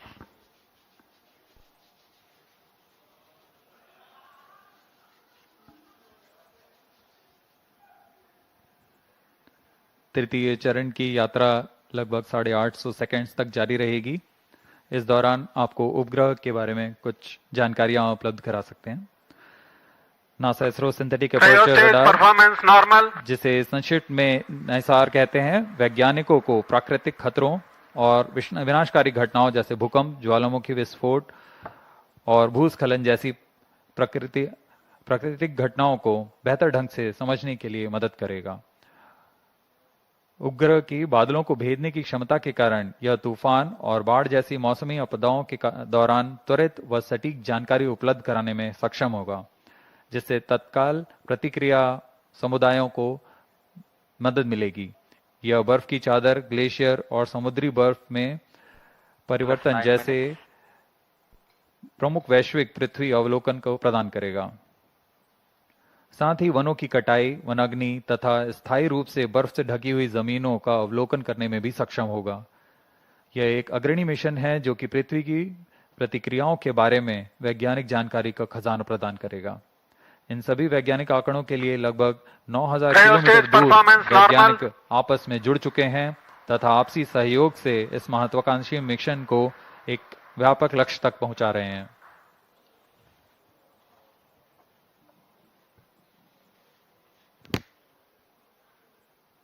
NISAR, or the NASA-ISRO Synthetic Aperture Radar, is a remarkable milestone in the Indo-US space ties. Designed on the I-3K mainframe bus, NISAR will render services for the next 5 years according to free and open data policy. NISAR provides a means of disentangling and clarifying spatially and temporally complex phenomena ranging from ecosystem disturbances to ice sheet collapse and natural hazards including earthquakes, tsunamis, volcanoes and landslides. ISRO has identified a range of applications of particular relevance to India that the mission will address, performance normal, including monitoring agricultural biomass over India, monitoring and assessing disasters to which India responds, studying snow and glaciers in the Himalayas, and studying Indian coastal and near-shore oceans by monitoring annual changes in bathymetry along the deltaic regions, shoreline and erosion accretion. The changes that Earth is undergoing in its ecosystem, deformation and cryospheric sciences emphasizes the urgent and constant need to observe Earth from the vantage of space in order to thrive on our changing planets in decades to come. NISAR offers centimeter-level precision capable of detecting subtle ground shifts and environmental changes. Data from NISAR will provide critical insights to help India and US plan for natural and human-caused hazards. Today, when the GSLV-F16 rocket of ISRO places NISAR in its intended orbit, a critical deployment event, that is, of the 12-meter wide mesh reflector will take place. This mesh reflector acts as a radar antenna. The deployment will be a slow sequence to ensure the delicate boom and antenna unfold without damage or misalignment. The deployment will begin 10 days after launch and will be carried out over the next 8 days. Plus 12 minutes. To prepare NISAR for science operations, in-orbit checkout, physical deployment of all deployable parts, checking out the engineering systems, testing the radars independently and jointly. This phase will last for 90 days after the launch.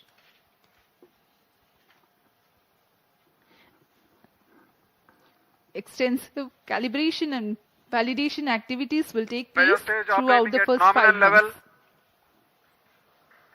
The schedule of science observations alone will be driven by a variety of inputs, including L and S band target maps, radar mode tables, and